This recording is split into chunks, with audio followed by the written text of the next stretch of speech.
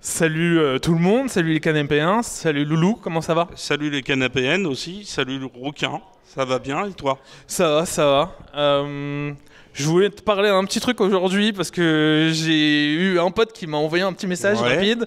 On a un gars qui dit que les jeux vidéo c'est pour les abrutis et que ça Ah abrutit les oui. gens. Il Est-ce que s'appelle Yann Moix, hein, c'est ça? Ouais, c'est ça, Yann Ouais, Moix. ouais, ouais. Et ben Un- on lui envoie pas de l'amour, Non, pas de l'amour. des DVD cassés. Oui, t'es Non. t'es Ouais. très gentil parce que j'allais dire autre chose, mais Ouais, ouais. voilà, en fait, c'était important pour nous de dire Mhm. que, bah, en fait, ça fait partie de la culture et Bah que oui, ça aide exactement. à justement à grandir pour tous et voilà, donc Après il y a la culture et il y a l'éducation. exactement. Et quand on s'éduque mal et quand on se cultive mal, et ben Exactement. on fait pas forcément les choses de la façon la plus intelligente. Donc Voilà, il faut toujours avoir un peu de réflexion, de prendre du recul sur les choses. c'est C'est ça. d'ailleurs pour ça qu'on fait cette émission, nous tous les deux. Voilà. Exactement. C'est pour réfléchir au contenu culturel, mais aussi réfléchir à l'actualité, c'est de la mettre en C'est lien, et puis essayer de s'amuser, essayer de donner envie aux gens de découvrir de nouvelles choses. Là aujourd'hui, on va parler de quoi? D'anthropomorphisme Mhm. dans le cinéma, dans C'est ça. tout ça et Parce que c'est un peu le carnaval des animaux, hein. exactement. J'avoue, c'est pas mal dit. J'aime bien l'idée de ce petit nom. Voilà. C'est quoi l'anthropomorphisme? Alors, qu'est-ce que c'est que l'anthropomorphisme? C'est une manière de recréer des actes humains ou des sensations humaines à travers les animaux, mais aussi à travers les divinités. Mhm. Et ça, c'est Et à intéressant. travers les objets aussi. Et à travers les objets, t'as raison. Parce qu'au final, l'anthropomorphisme, c'est donner des caractéristiques humaines à des choses qui ne sont pas humaines. Ouais, voilà, qu'on considère Donc, pas humaine, mais du coup, voilà, l'anthropomorphisme, ça, c'est exactement. vraiment partout dans la société. Quand Exact. dans l'actualité, on parle, je sais pas moi, de marchés financiers qui sont frileux, on fait de l'anthropomorphisme. Oh, Alors des fois pour intéressant. faire peur aux gens, Oui, ouais. pour cloisonner les esprits. Ouais. Mais l'avantage, c'est que dans la culture et la pop culture, ça permet aussi de grandir, d'évoluer. De s'ouvrir. Ouais. Et on va réfléchir à pourquoi l'anthropomorphisme, finalement, ça n'est pas qu'une invitation à l'enfance, C'est c'est ça. beaucoup plus large que ça, c'est beaucoup plus étendu. Je suis carrément d'accord avec toi. Et donc, j'ai fait quelques petites recherches sur ce mot.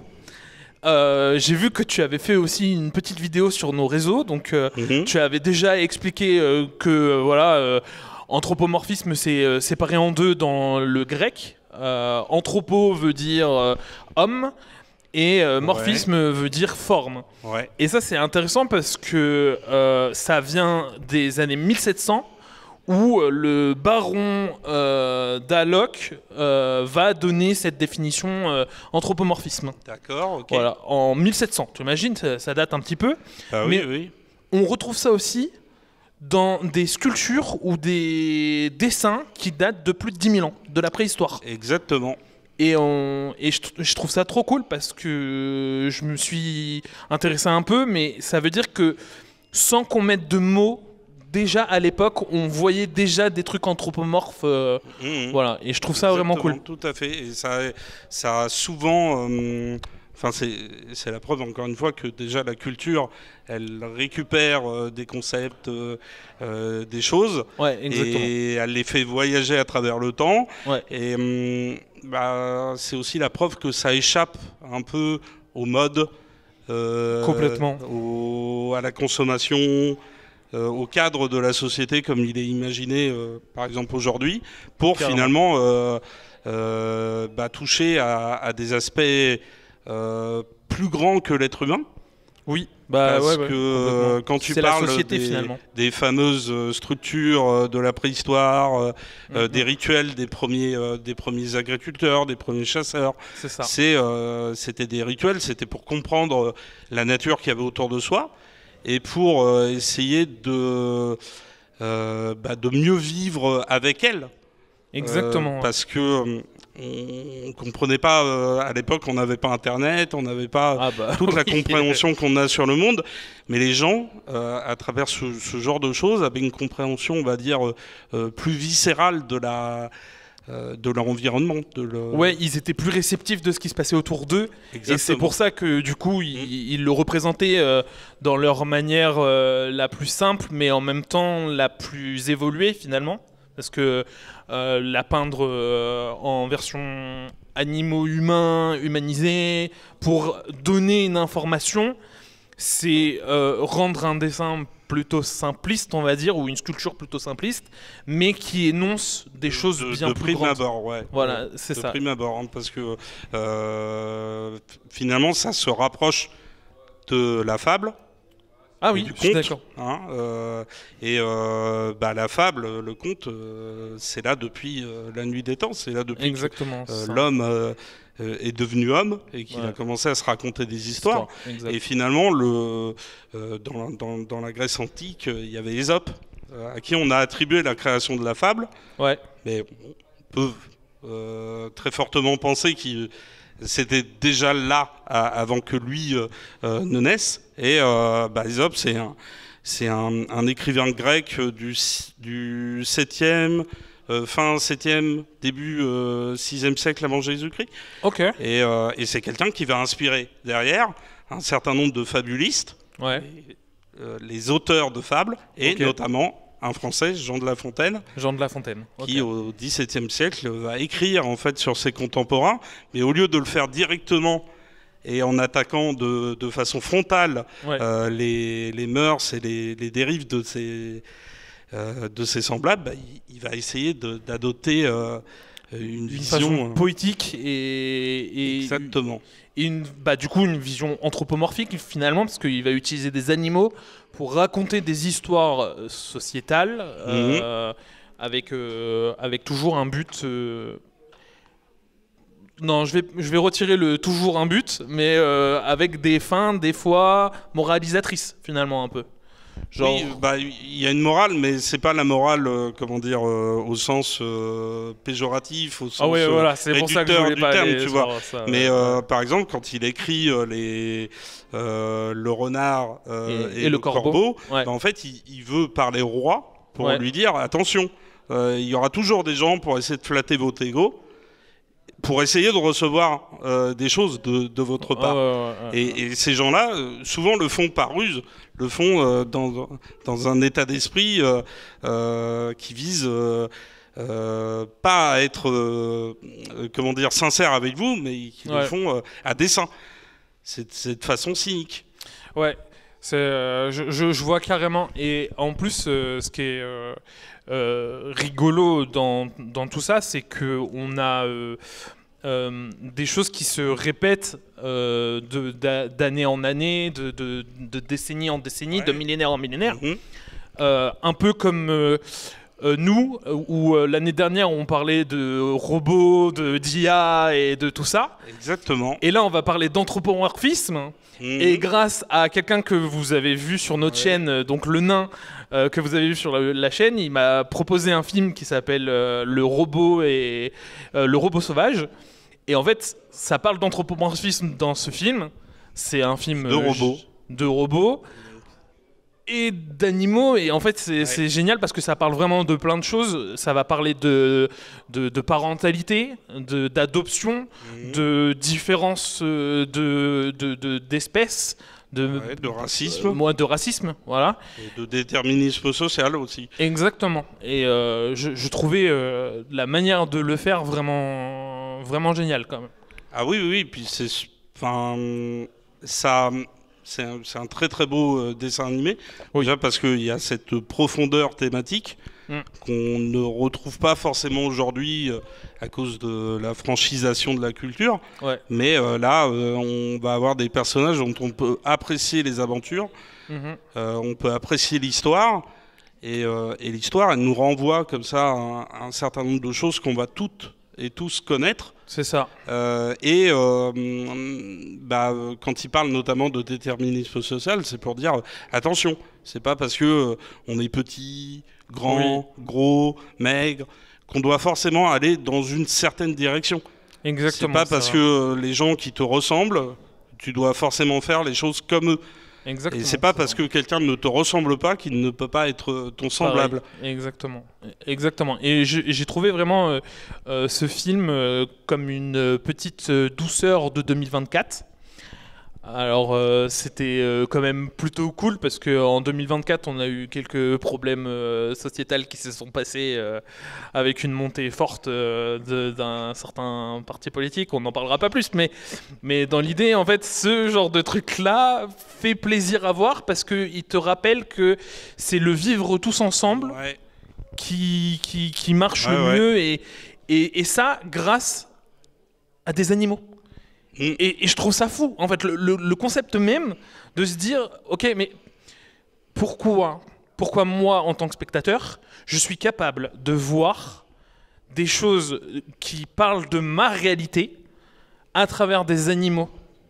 Et ça, en fait, il faut dire merci à tous les réalisateurs, toutes les personnes qui ont de l'imagination et qui arrivent à faire ça, parce que c'est souvent considéré comme un moyen enfantin de faire de l'anthropomorphisme. Ah oui, mais avant ça, tu vois, je parlais tout à l'heure des fabulistes, Jean de La Fontaine, qui avait donné beaucoup de profondeur à cette thématique-là, parce que justement, de base, c'était pas destiné aux enfants.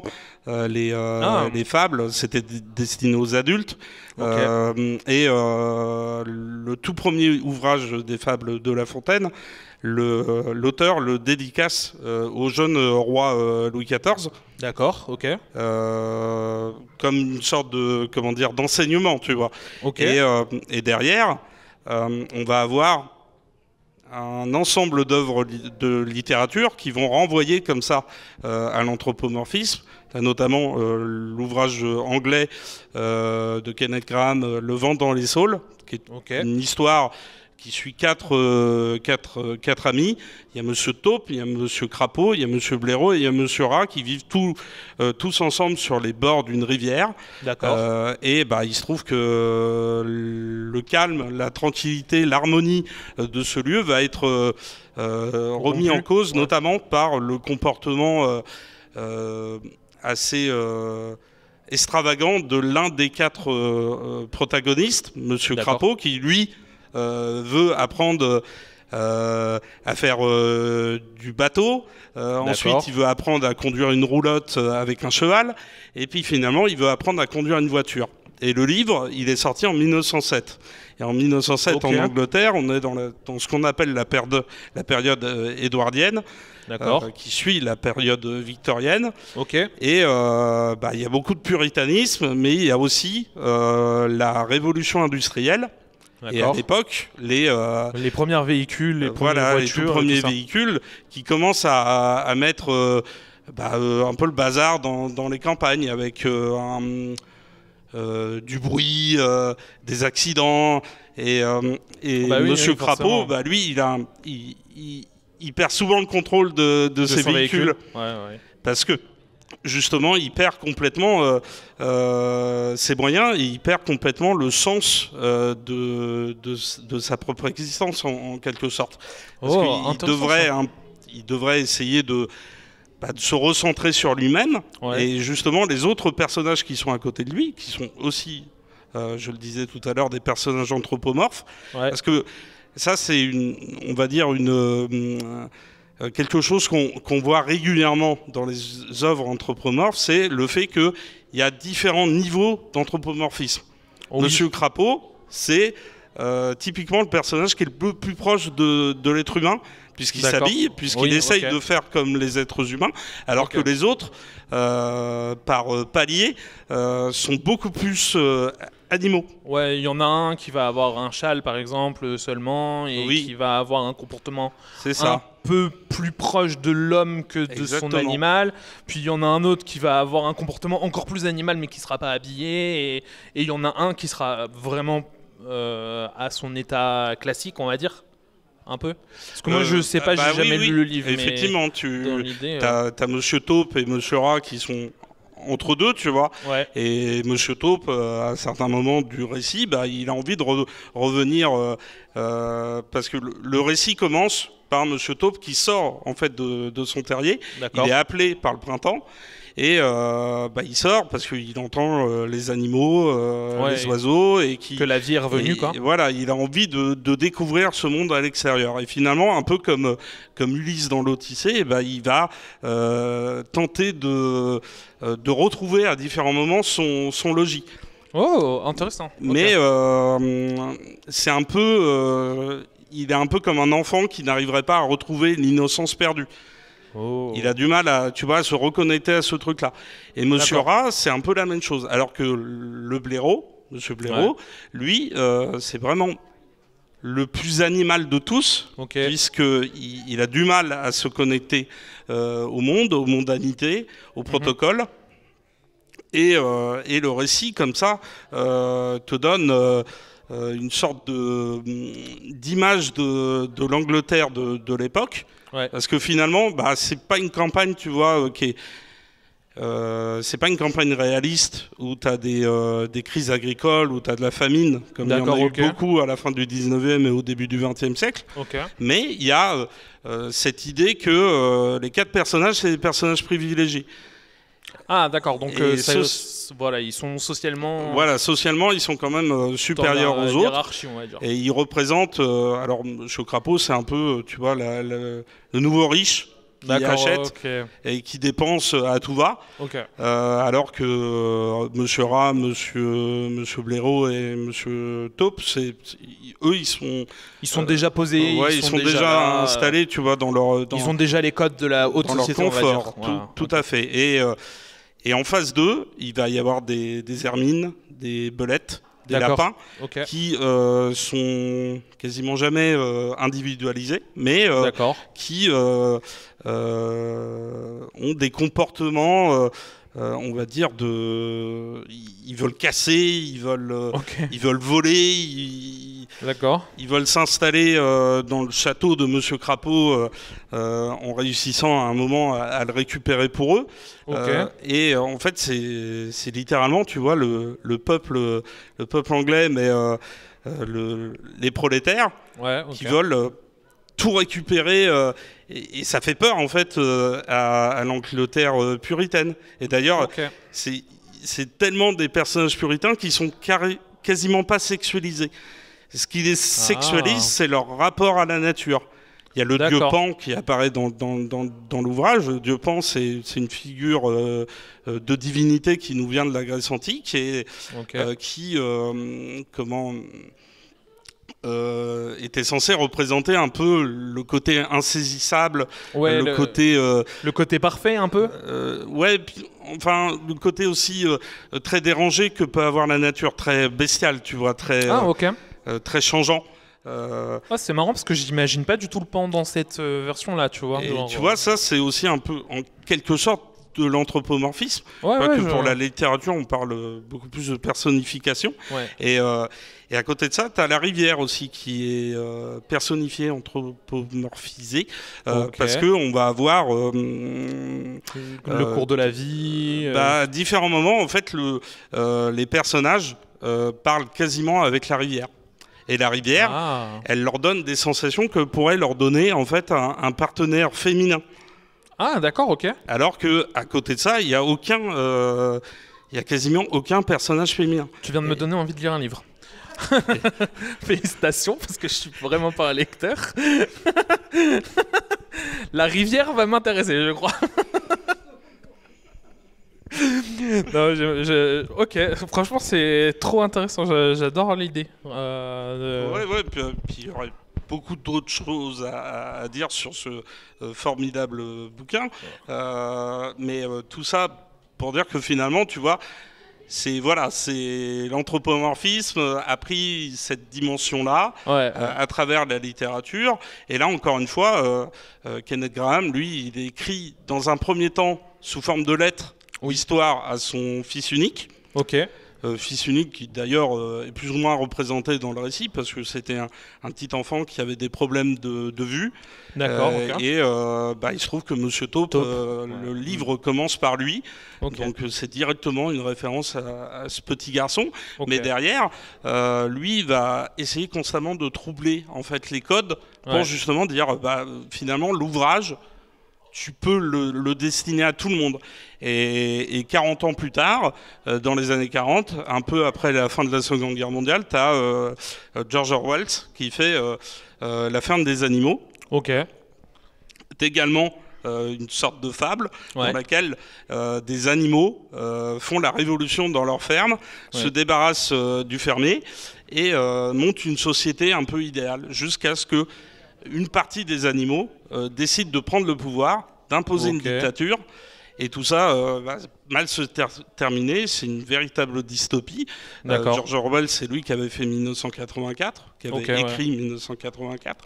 Donc tu retrouves ce truc-là. Et derrière, à côté, tu as eu la bande dessinée La Bête est morte, qui est un ouvrage dans lequel on parodie en fait la Seconde Guerre mondiale à travers des représentations animalières en fait des différents protagonistes, antagonistes du conflit. Ah mais du coup c'est vraiment très très représenté dans le monde de la littérature, en fait, l'anthropomorphie finalement. Parce que moi j'avoue que je suis pas très grand lecteur, donc j'ai beaucoup de mal à connaître et à savoir tout ce qu'on pouvait voir, même si j'ai fait quelques recherches et tout sur l'anthropomorphie, mais en vrai, je m'attendais pas à ce qu'il y ait autant de représentations dans la culture littéraire. Et au final, ça date vraiment depuis vraiment longtemps, finalement. Ça a traversé tous les âges. Et en plus, ce qui est génial, c'est que c'est un type de représentation qui a poussé en fait à se développer dans les différents arts. Parce que finalement, dans la littérature, là où tu décris les choses à travers des mots, c'est difficile de représenter, je pense, des personnages qui sont à la fois humains, à la fois animaux. Effectivement. Et on va avoir des bandes dessinées, donc La Bête est morte, mais tu vois Babar aussi. Mais oui, Babar. Oh là là, je viens de prendre un souvenir d'enfance. C'est fou. Hein. Mais il faut savoir que Babar, ça a quand même... le roi des éléphants. Le roi des éléphants, exactement. C'est le tout premier bouquin apparaît au début des années 30 ou fin des années 20. À peu près à la même époque que le Tintin au Congo. D'accord. Malheureusement connu pour une représentation raciste des habitants du Congo. Et il se trouve que Babar, c'est un peu aussi une œuvre qui est teintée de culture colonialiste. Oh, d'accord, ok. Parce que finalement, Babar, il vit dans la forêt avec sa maman. Sa maman se fait tuer, enfin, il perd ses parents, tu vois. Et il doit sortir de la forêt. Il va rencontrer une femme qui va lui inculquer tous les codes. Les codes sociaux de la bonne société, et qui est d'ailleurs représenté dans les dessins animés et tout. Oui, parce que j'ai très bienveillante. Voilà. Tu vois le personnage. Je me rappelle très bien en fait du dessin animé, parce que moi je pense que j'ai dû avoir les livres quand j'étais jeune, mais c'était mes parents qui devaient les lire, tu vois. Mais pour le coup, je me rappelle du dessin animé Babar où on voit le Babar, on le voit en personne habillée avec un costume vert, de belles chaussures et tout ça, et il est dans un genre de palais, quoi. Donc je me rappelais qu'il faisait partie d'une société un peu élitiste, quoi. Donc exactement. Et puis derrière, tu vois, ça nous montre qu'à chaque fois, c'est un levier très poétique pour faire passer un certain nombre de petits messages. Et finalement, tu retrouves dans la musique des gens, et dans la poésie de façon générale, des gens qui ont utilisé la représentation anthropomorphe pour te parler de sujets de société qui sont bien plus graves, bien plus étendus que simplement te parler d'animaux. C'est clair. C'est marrant que tu me parles de musique, parce que tout à l'heure on en discutait un petit peu avant d'arriver, et tu m'as rappelé qu'il y avait quand même dans la musique pas mal d'artistes qui vont utiliser, comme tu disais, des sujets graves, mais qui vont le faire transparaître par des images animales, comme Barbara avec l'aigle noir. Oui, tout à fait. Qui, du coup, c'est quand même vachement triste ce dont ça parle, parce que ça parle de violences sexistes et sexuelles. Exactement. Donc voilà, on va pas utiliser le terme exact, mais vous avez la représentation, je pense. Et puis, tu parlais aussi, et ça m'a fumé parce que mon cerveau mais Snoop Dogg. Oui, tout à fait. Snoop Dogg, le rappeur américain, originaire de Long Beach, en Californie, dans la banlieue de Los Angeles. Lui, dans l'un des tout premiers clips de rap qui lui est consacré en tant que chanteur individuel, rappeur, il est représenté à la fois comme un personnage humain, mais aussi comme un personnage animal. Comme un chien. Et il y a dans le montage des moments où on voit des chiens courir dans des terrains vagues poursuivis par la fourrière. Et ça switch vers des Afro-Américains qui courent poursuivis par la police dans des terrains vagues, dans des bâtiments délabrés. Donc il y a l'idée en fait d'animaux indésirables. Ouais, ok. Franchement, je trouve ça incroyable. En fait, ça fait d'animaux indésirables et d'individus indésirables. Ouais, c'est ça, parce que là, du coup, c'est vraiment une métaphore. On pourrait dire ça un peu. C'est une métaphore d'une image que certains individus de l'époque de Snoop Dogg, et même qui vivent encore aujourd'hui, il y a des gens qui subissent ça encore aujourd'hui, et notamment depuis quelques années où le pouvoir est en train de changer, mais Et puis le rap américain de cette époque-là avait une puissance évocatrice. Ouais, les mecs, ils étaient énervés. Et Snoop Dogg, c'était vraiment c'était le versant. Fallait voir certaines déclarations de lui quand on l'accusait de faire du gangsta rap. Où il disait, en fait, comme Tupac Shakur d'ailleurs, avec qui il était très ami, l'idée c'était que oui, on fait du gangsta rap parce que c'est notre quotidien. On vit dans cette misère-là. Et il faut dénoncer, quoi. Tout à fait. Et il faut le dénoncer.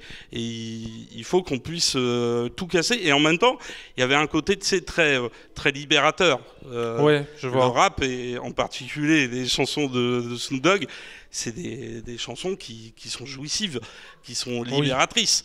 Alors après, on peut, pointer du doigt la représentation de la femme, pointer du doigt la mise en avant d'une culture de la violence, une culture des stupéfiants. Mais tout ça, en fait, c'est corrélé par cette idée qu'on est des indésirables, qu'on fait partie d'une catégorie de la population qui est mal considérée.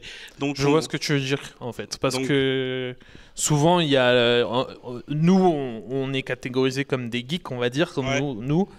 Et c'est souvent très mal vu par la population parce que déjà, ils connaissent pas trop bien le mot.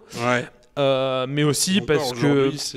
C'est mieux accepté qu'il y a 20 ans, tu vois. Il y a eu quand même énormément d'efforts qui ont été faits depuis les années 2000, mais dans l'idée, un geek, c'est quelqu'un qui se lave pas, qui ne sort pas de chez lui, qui ne veut pas avoir d'interaction sociale et qui fait que du jeu vidéo ou que des films ou des trucs comme ça. Mais pour répondre à des gens comme Monsieur Moix, en fait, on est très cultivé, on parle aussi avec des gens. Et en fait, le mot geek est très très mal représenté parce que on s'ouvre beaucoup plus que beaucoup d'autres personnes qui préfèrent rester juste dans leur petite bulle et se disant oui, mais moi je traîne avec des gens, sauf que si tu ouvres pas ta sphère sociale, tu grandis pas. Exactement, et en plus, tu vois, c'est l'idée de la sous-culture, c'est que truc qui se développe en dessous, dans le côté underground de la société. Et tu vois, moi, ça me fait penser aussi à des films, on va dire, un peu hip-hop. Alors, il n'y en a pas forcément beaucoup qui ont utilisé l'anthropomorphisme, mais moi, je pense à un film dont on a déjà parlé, qui utilise l'anthropomorphisme, mais d'une façon très particulière, parce que les natural horror, les films d'attaque animale, souvent utilisent l'anthropomorphisme d'une façon très fine, très légère, dans le sens où ils représentent les animaux comme des membres de clan, des créatures qui veulent du mal à la société, tu vois.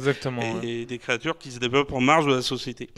Et il y a 1 an et 2 mois, était sorti un film qui s'appelait Vermine, un très bon film français, dans lequel des habitants d'un HLM étaient attaqués par des hordes d'araignées. Et en fait, il y avait la double idée d'une population qui est indésirable. La population du HLM que tu ne considère pas, qui n'est pas considérée, qui pourtant arrive à vivre en harmonie, arrive à vivre en se solidarisant. Et à côté, il y a les araignées.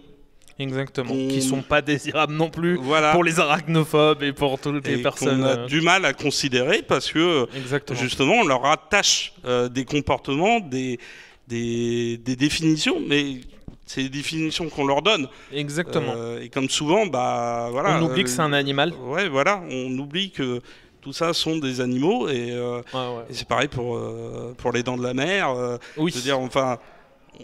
La preuve a été faite par A plus B que les animaux qu'un requin ne peut pas être un mangeur d'hommes comme ça, de la même façon qu'un loup ne peut pas être un mangeur d'hommes comme ça. Merci de défendre la cause du loup et des animaux.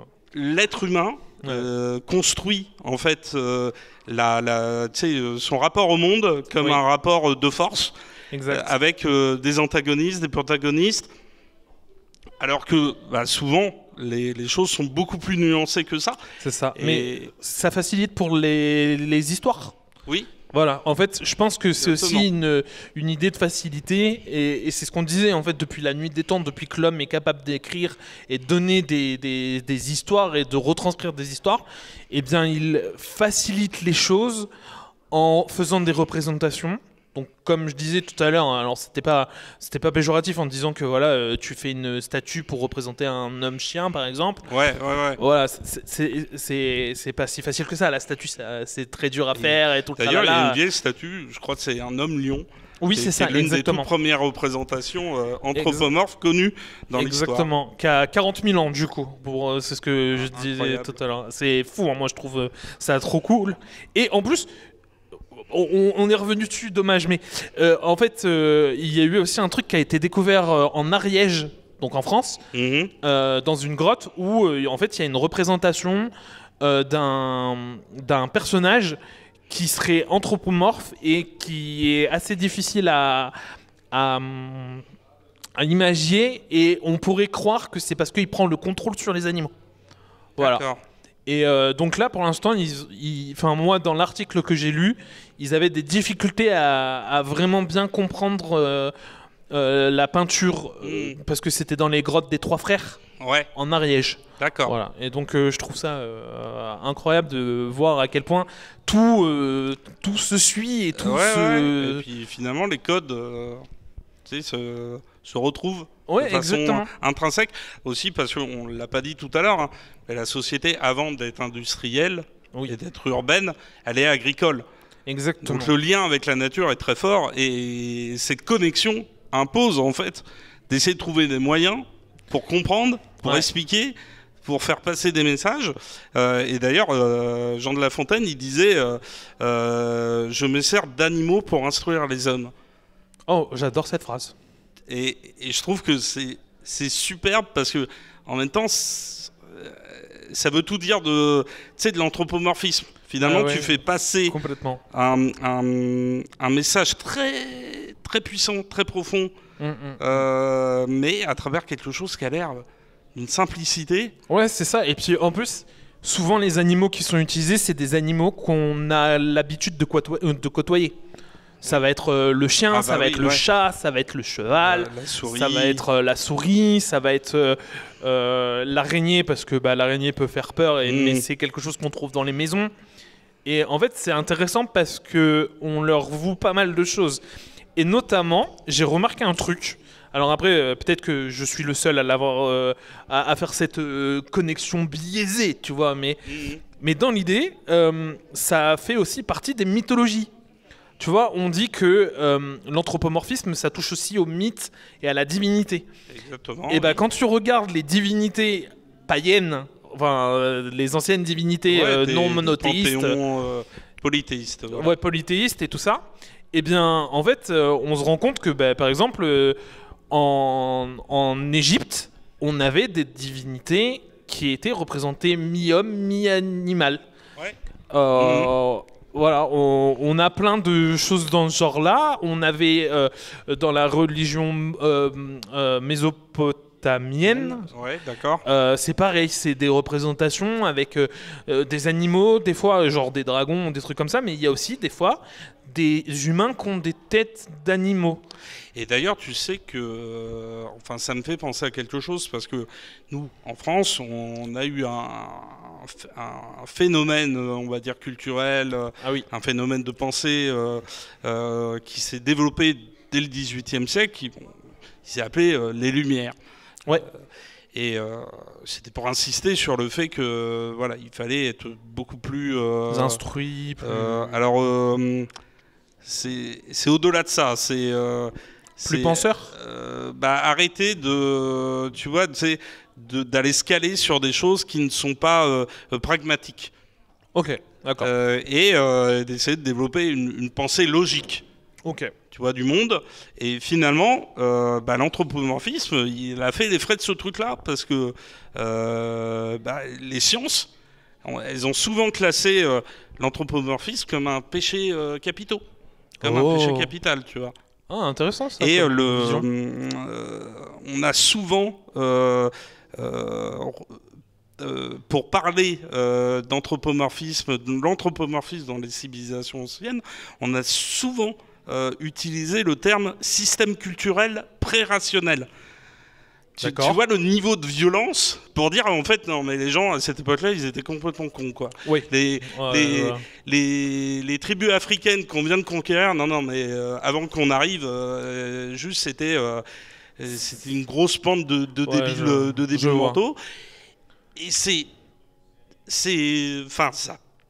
parle sauvages, du coup du racisme aussi qui se cache derrière ce genre de choses et du mépris de classe qui se cache derrière ce genre de choses. Et donc finalement, c'est d'autant plus évident, tu vois, de voir au fil des siècles des écrivains et ensuite des poètes, des chanteurs et puis des gens issus de différentes catégories prendre la chose pour finalement parler de ce qui ne va pas dans la société.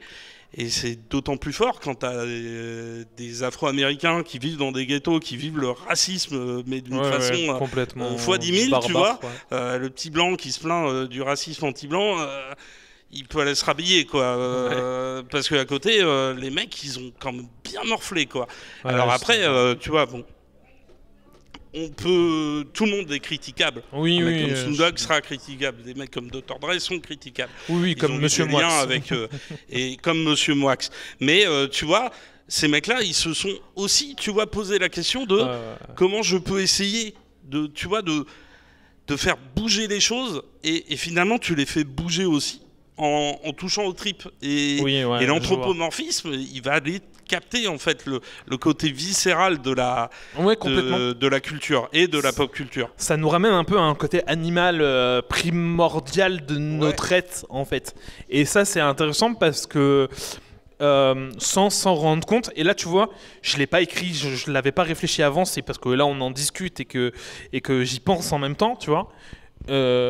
En fait, oui, l'anthropomorphisme, en fait, c'est pas que une manière de décrire les problèmes sociétals et de les informer. C'est aussi une manière pour nous de le digérer. Parce que quand tu lis quelqu'un qui va te dire aujourd'hui telle personne a tué telle personne, ton esprit va se dire c'est des humains qui s'entretuent. tu vois, ça va faire un genre de blocage, tu vas avoir un genre de répulsion, alors que si tu le regardes en mode cet animal a tué cet animal, et que c'était anthropomorphique, tu vois, on en parlera plus tard, mais il y a une série genre Beastars, par exemple, qui en parle, tu vois. Et en fait, je me dis, ce moment précis, tu vois, c'est beaucoup plus facile à digérer, et tu comprends tout ce qui s'est passé en comprenant la série complète et en comprenant l'anthropomorphisme plus tard. Exactement. Et donc, je trouve ça cool quand même. Bah oui, c'est tout à fait cool. Mais ça nous amène quand même à la deuxième partie de notre réflexion. Parce que bon, la première partie, on voulait parler de la fable, du conte, de la poésie de façon générale. Mais là, on va parler de quelque chose qui a quand même vachement ramené l'anthropomorphisme au domaine de l'enfance. Et c'est l'animation au cinéma comme dans les séries. Merci Disney. Tout à fait.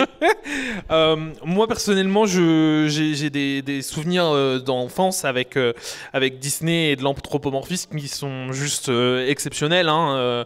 Je pense à des films comme Le Roi Lion, comme Les Aristochats, comme Tarzan, comme Dumbo, comme Bambi, comme plein de trucs comme ça.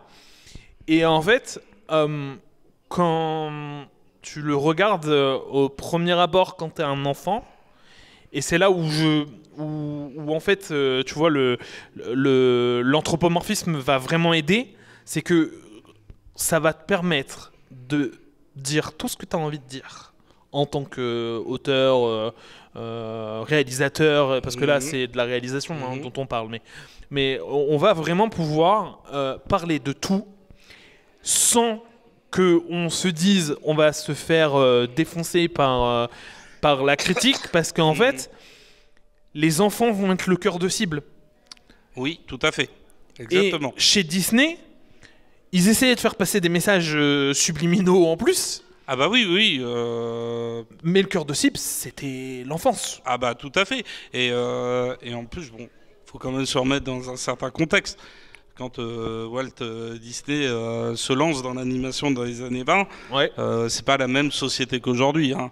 Complètement. Et lui, c'est quelqu'un qui, de la vie de gens qui l'ont connu, quelqu'un qui était assez hypersensible, qui était beaucoup axé sur son lien avec les animaux. C'est quelqu'un qui avait vécu dans une ferme. Ça, d'ailleurs, c'est une... pareil, une sorte un truc que tu retrouves régulièrement dans toutes les représentations, enfin chez tous ceux qui ont utilisé l'anthropomorphisme, le lien avec la nature, ou le lien avec un certain éloignement de ce qui fait l'humanité, ou de ce qui fait que la société est la plus moderne qui soit. Parce que finalement, les États-Unis au début du XXe siècle, c'est comme la France, tu vois. Mais quand tu vas dans les campagnes, les gens n'ont pas le même rapport à l'existence, n'ont pas le même rapport aux choses, et finalement, Walt Disney, lui, dans ses films d'animation, il va utiliser l'anthropomorphisme à la fois comme une invitation à l'enfance, mais aussi une invitation à la fantaisie. C'est pas... tu vois, il adapte des contes. Exactement. Et finalement, le fait d'avoir des petits animaux anthropomorphiques qui chantent avec les princesses, par exemple, c'est une faction de signifier en fait que tu es dans un univers fantaisiste, un univers où il y a de la magie, un univers où les règles de la logique n'ont pas forcément cours. Et tout ça, ça va faire évoluer en fait l'anthropomorphisme. Ce qui est un peu problématique, c'est que finalement, avec la lecture qu'on en a aujourd'hui, et notamment des classiques comme Blanche-Neige, Cendrillon ou La Belle au Bois dormant, c'est l'idée... Enfin, moi, j'ai l'impression, finalement, les animaux anthropomorphes, là où, dans d'autres récits, ils permettraient en fait à l'enfant et au personnage de s'épanouir, de grandir, d'évoluer. Là, on a l'impression qu'en fait, ils ont une petite place. Non, c'est surtout qu'ils permettent en fait, ils vont pousser le héros à devenir une forme très normée d'eux-mêmes. Parce que finalement, à chaque fois qu'une princesse fait le ménage, la cuisine, machin, enfin tous les trucs de bonne femme, tous les trucs très stéréotypés, là ça devient en fait, tu te rends compte que l'anthropomorphisme n'est plus du tout là en fait pour parler du fait de te transcender.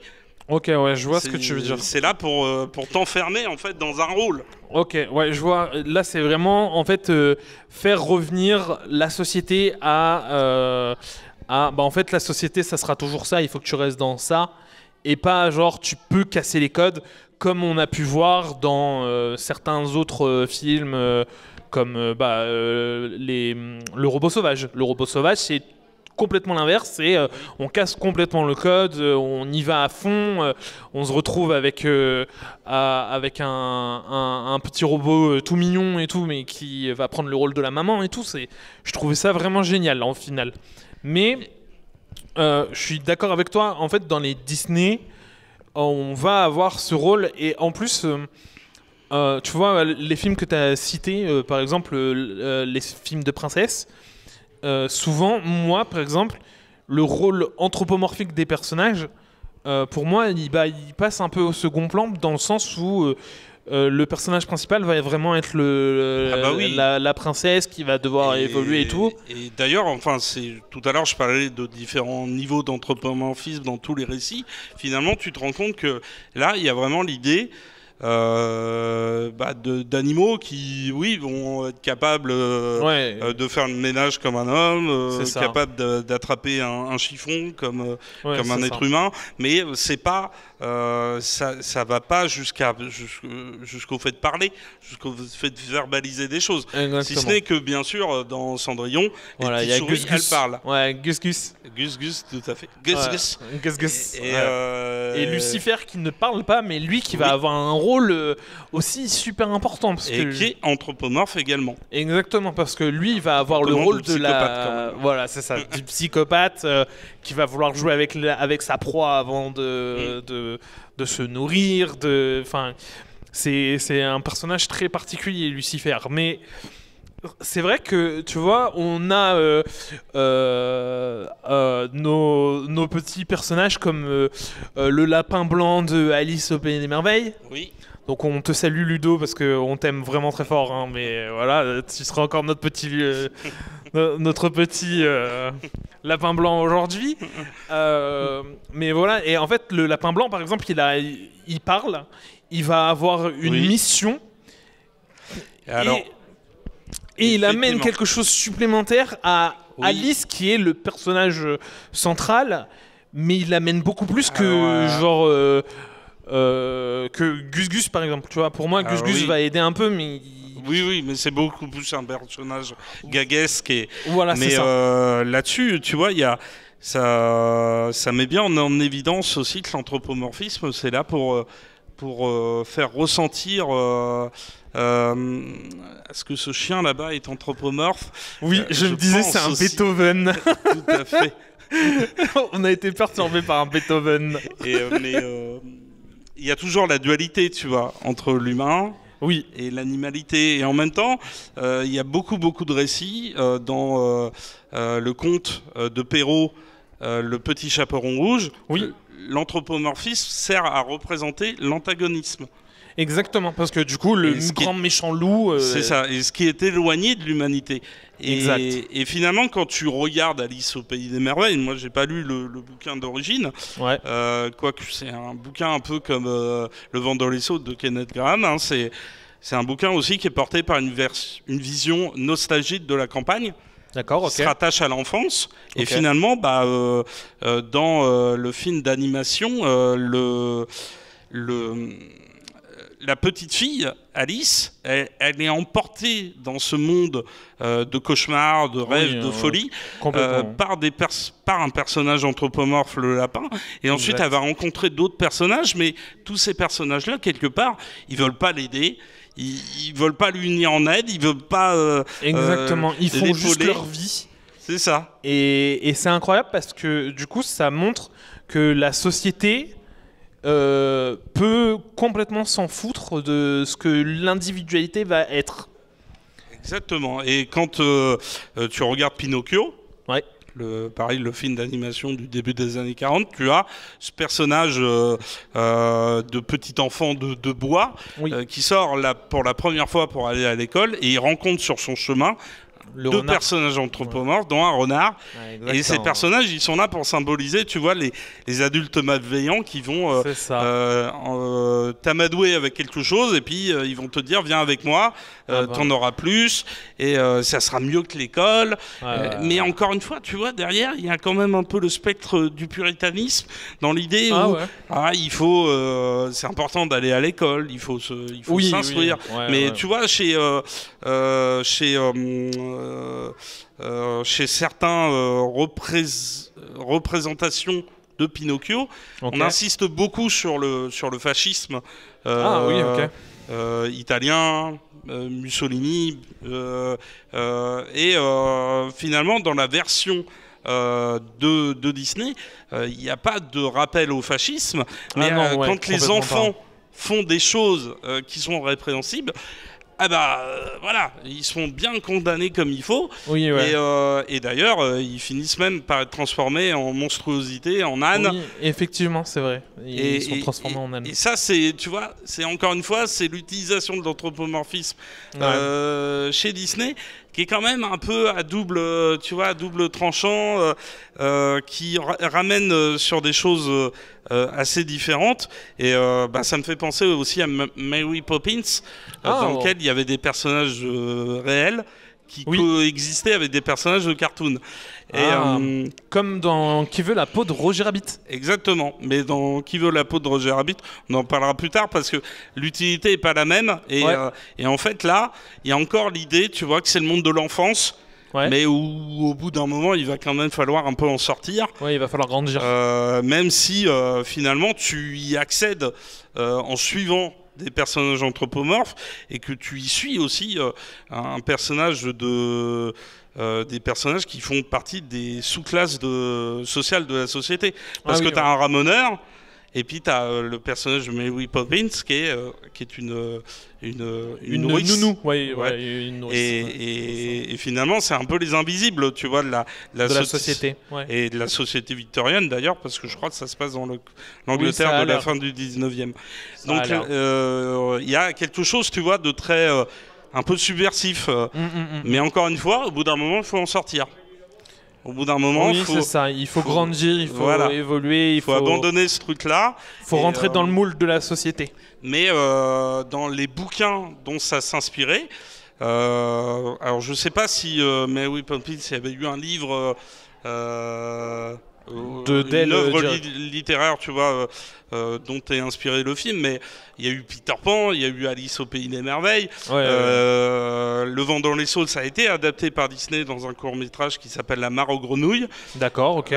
Et tout ça, en fait, tu te rends compte que là où les auteurs anglais de la fin du 19e, début du 20e siècle sont dans la nostalgie de la campagne et de ce que ça a apporté aux individus, une renaissance spirituelle notamment, parce que dans Le Vent dans les Saules, quand ils communiquent avec la rivière ou quand ils communiquent avec le dieu Pan, qui leur apparaît comme dans un rêve, comme dans un truc hallucinatoire, c'est pour te dire la connexion avec la nature, ça permet de se transformer, de se développer intérieurement. C'est marrant parce que tu vois, tout à l'heure on parlait de religion polythéiste et païenne, mais chez les Amérindiens c'est exactement ça aussi.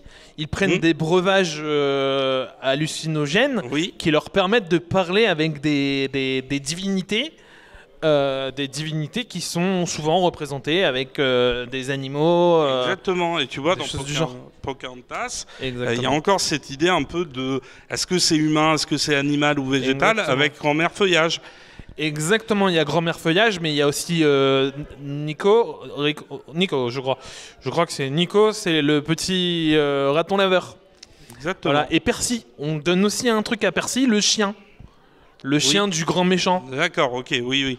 On lui donne aussi un rôle de balance, de personne un peu sournoise, un peu genre je veux me faire passer pour quelque chose que je suis pas. Et d'ailleurs ça, c'est quelque chose que j'ai pas dit tout à l'heure pour Le Vent dans les saules, mais ce qui est très stimulant avec ce roman-là, c'est que finalement ça te présente des animaux qui sont entre guillemets moches, qui sont repoussants. Oui. Tu vois, t'es myope comme une taupe, t'as un blaireau pour dire que t'es un con, quoi. Oui, c'est ça. T'es moche comme un rat. Et puis le crapaud, c'est la chose moche, mais que si tu l'embrasses... ça devient un joli prince charmant. Un prince, mais bon, ça s'est jamais vraiment vérifié. Par contre, les verrues... ça existe bien. Et, c'est ça. et tout ça pour dire que finalement, Disney, tu vois, il transforme vraiment l'héritage de cette littérature, fable et tout ça, voilà. de la fable et tout, du conte, pour la faire s'adapter en fait à la société américaine du XXe siècle. Et il va quand même y avoir, tu vois, des contre-propositions à son cinéma d'animation. Oui, exactement. Oui. Même si lui va garder une certaine suprématie. Ouais. Parce que, bon, moi je pense à... Je t'ai fait découvrir hier Brisby et le secret de Nîmes. Effectivement, c'est un banger aussi. C'est tout à fait un mec qui va essayer de développer dans son coin une autre proposition avec... Du coup, une nouvelle utilisation de l'anthropomorphisme. Exactement. D'ailleurs, ce qui était intéressant avec Don Bluth, du coup, c'est sa manière comment on appelle ça, de faire de l'animation. L'utilisation qu'il va avoir de ces personnages anthropomorphiques. Parce que là, moi, tu m'as montré Brisby et les secrets de Nîmes. La petite souris, elle a quand même un rôle super important de maman, d'héroïne, comment on appelle ça, c'est un personnage féminin actif. Exactement. Il ne subit plus du tout les événements du récit. Oui, c'est ça, exactement. Elle subit aucun élément du récit. Enfin, elle est subie au début, et puis finalement, elle arrive à mais elle va devenir courageuse, elle va... le moment c'est un où... véritable parcours du héroïque, combattant. en fait. Exactement. Et pour moi, je l'ai trouvé vraiment cool, parce qu'il y a vraiment un passage qui m'a marqué dans ce film. C'est le moment où on va lui dire il va falloir que tu rencontres le grand hibou. Et le grand hibou, la souris dit non mais les hiboux ça mange les souris. Et donc déjà tu as ce truc de ok, il y a un prédateur qu'elle va devoir rencontrer. Donc déjà il y a une peur à surmonter. Et puis il y a la double utilité de la peur. Exactement, il faut grandir par-dessus ça en plus. Mais ça restera toujours une peur. Ouais, alors je sais plus, je sais pas si du coup après elle a toujours peur de la même manière du hibou. Ah oui, non mais moi je le dis dans le sens où finalement le récit ne te brade pas en fait, le film te brade pas cette menace. Ça reste une menace. Le personnage reste inquiétant.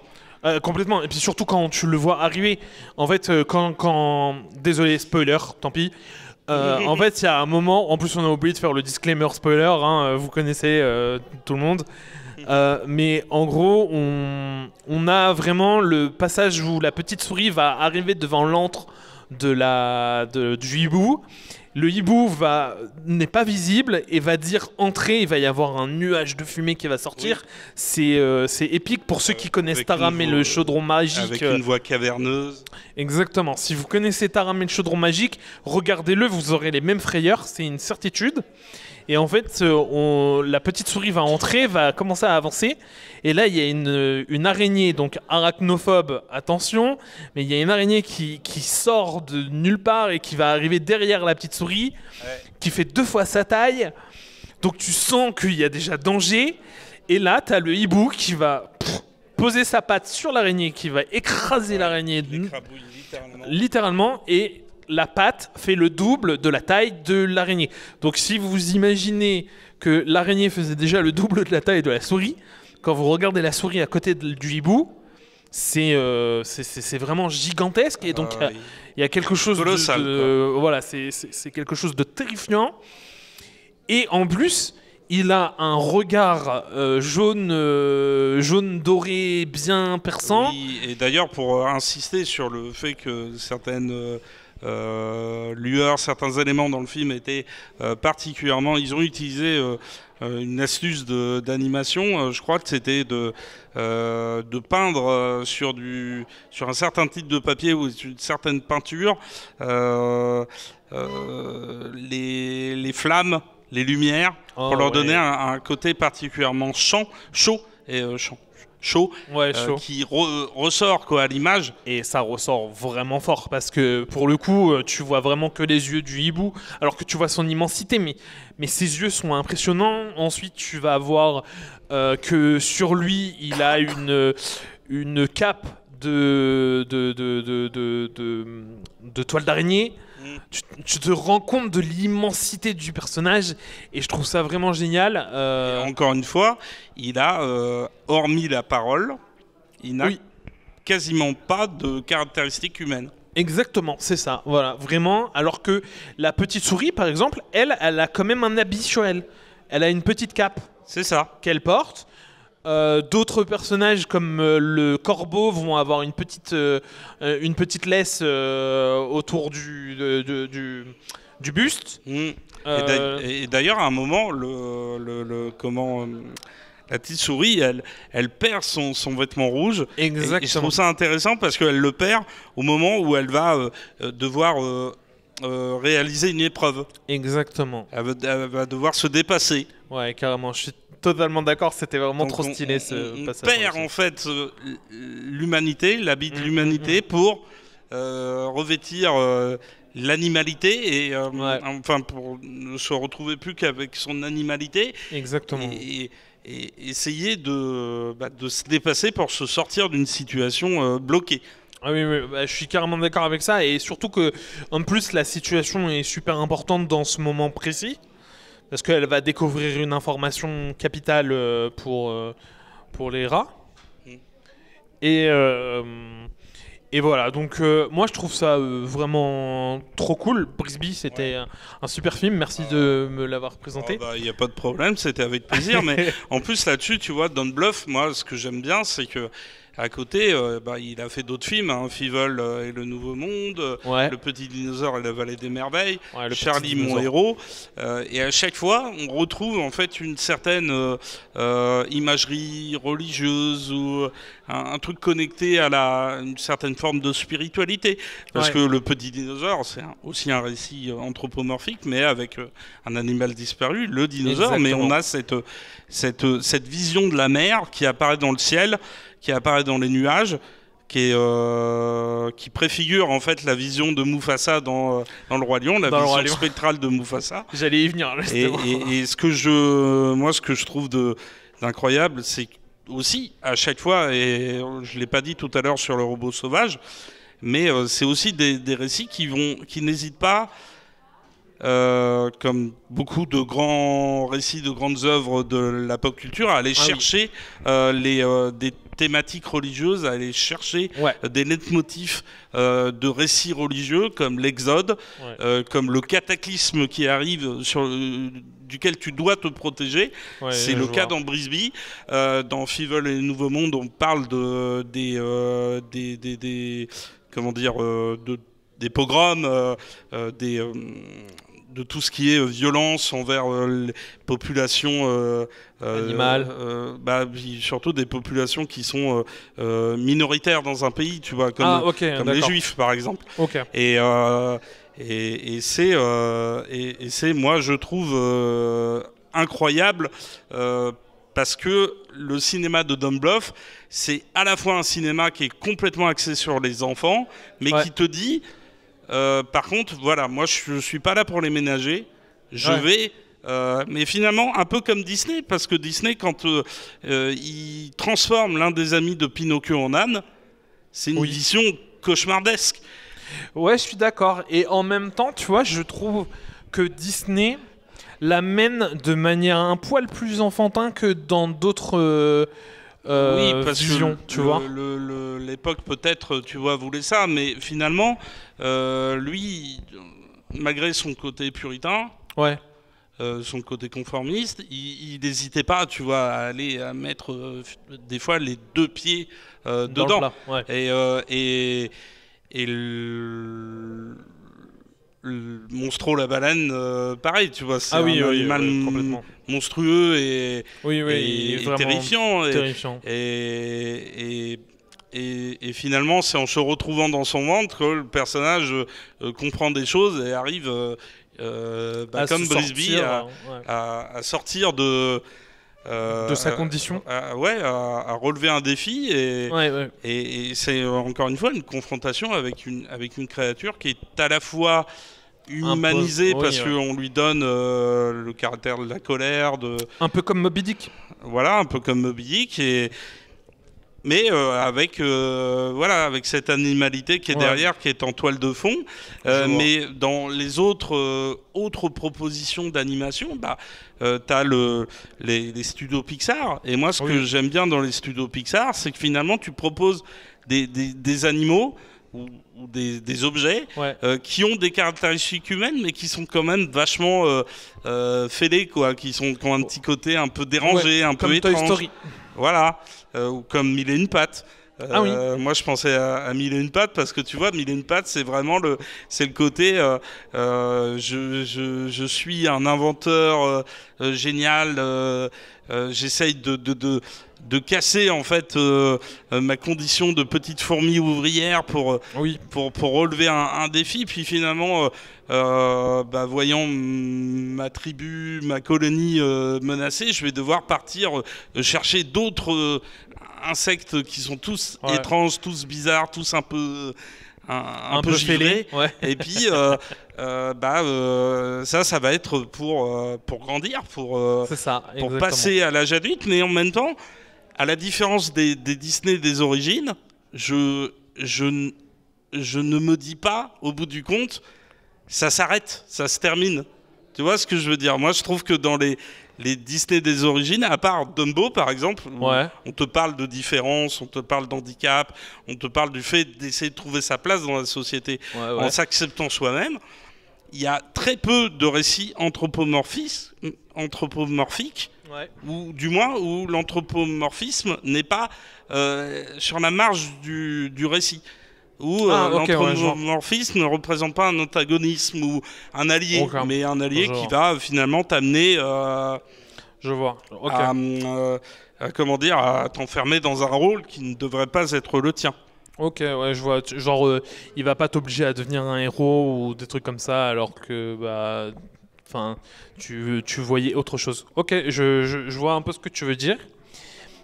Moi, je sais que dans ça, il y a dans l'anthropomorphisme et dans les concurrents, si on peut dire, de Disney, de Pixar, on peut également parler des studios Ghibli et de Miyazaki, qui lui a une vision de l'anthropomorphie complètement différente. Et pour Princesse Mononoke, par exemple. Princesse Mononoke, par exemple, c'est incroyable. J'adore que tu me parles de ce film parce que je crois que c'est un de mes films préférés. Mais en plus de ça, il parle... moi, je vais surtout parler d'un film qui s'appelle Mon voisin Totoro. Donc, pour toute personne qui ne l'a jamais vu, allez le voir. C'est un chef-d'œuvre des Ghibli. De toute façon, il faut aller voir tout ce dont on parle. Parce que ça vous fera réfléchir et ça vous fera un peu évoluer. Exactement. Et puis ça vous fera passer des bons moments devant votre télé, devant le cinéma, devant l'écran que vous allez utiliser pour pouvoir regarder. Donc franchement, foncez. Mais donc pour revenir à Mon voisin Totoro, donc le synopsis rapide, quand même que vous sachiez ce que c'est. En gros, on va parler d'un personnage... c'est une famille de un homme et 2 enfants qui vont déménager dans une maison de campagne. Et dans cette maison de campagne, ils vont du coup devoir se réadapter et tout ça parce que c'est une nouvelle vie qui démarre. Et la plus petite des enfants va avoir un rôle intéressant parce qu'elle va visiter, elle va voyager autour de la maison, dans le jardin et tout ça, et elle va découvrir un gros nounours gigantesque qui s'appelle Totoro et qui est représenté dans le film comme le gardien de la forêt et le gardien du jardin, tout ça. Et en fait, ce qui est intéressant avec ce personnage... On retrouve quand même l'anthropomorphisme comme un allié, un gardien du seuil. C'est une expression tirée d'un bouquin de Joseph Campbell. Okay. C'est pour signifier que c'est celui qui est placé à la limite entre le monde rationnel et le monde irrationnel. Exactement. Et c'est totalement ça pour Totoro. Et en fait, il faut savoir que ce film a deux visions possibles. La première vision de le regarder, c'est de regarder l'histoire, on va dire, comme un enfant et d'apprécier le chef-d'œuvre comme il est fait là. Mais la deuxième version, et quand on se connaît un tout petit peu plus dans la relation japonaise et dans l'histoire japonaise, en fait, on va pouvoir voir Totoro comme un Shinigami. Donc, pour ceux qui ne savent pas ce que c'est qu'un Shinigami, c'est le dieu de la mort chez les Japonais. Et donc, ils prennent plusieurs formes parce qu'il peut y avoir des Shinigami un peu dans tout et n'importe quoi. Et bien, là, Totoro serait un Shinigami. Et en fait, le film prend une tournure complètement différente quand tu penses à ça, parce que il ne t'invite plus à regarder deux enfants grandir dans un nouveau décor, mais en fait, deux enfants qui viennent de mourir.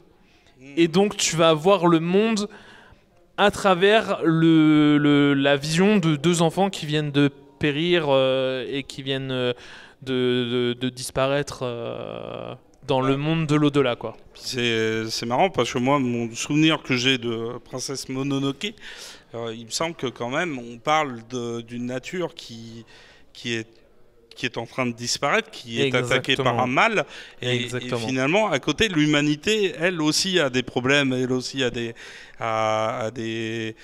problématiques à résoudre, mais finalement, les problématiques du monde animal ne sont pas les problématiques forcément de l'humanité.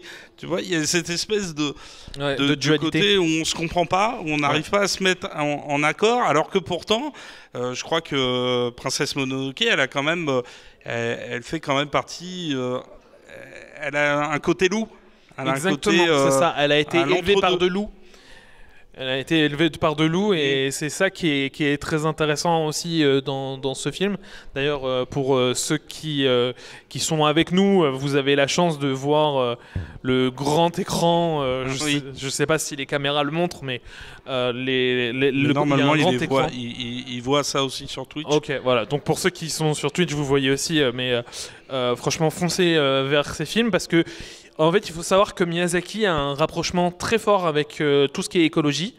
Ouais. Tous ces films parlent de l'écologie, de choses de ce genre.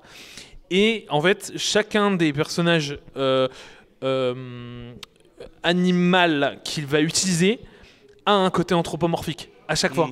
Genre, tu disais tout à l'heure, par exemple pour Princesse Mononoke, on voit que la nature subit un traumatisme, que l'humanité subit un traumatisme. Mais il y a un autre film aussi de Miyazaki qui s'appelle Nausicaa et la vallée du vent, je crois. Oui, ouais. Et dans Nausicaa, en fait, on a des blattes géantes qui vont détruire le monde dans lequel elle vit, et pour ça, elle doit les combattre et tout. Et en fait, les blattes, c'est des bulldozers géants, donc elles ont un rôle de destruction pure, de divinité destructrice. Et puis c'est lié à l'animisme, en fait, qui est une forme encore plus... enfin, c'est lié à l'anthropomorphisme, mais l'animisme, ça va toucher aussi les objets. Oui, exactement. Enfin, ça a une autre signification. Okay. Parce que il me semble, je parle sous ton contrôle. Je pense que l'animisme est...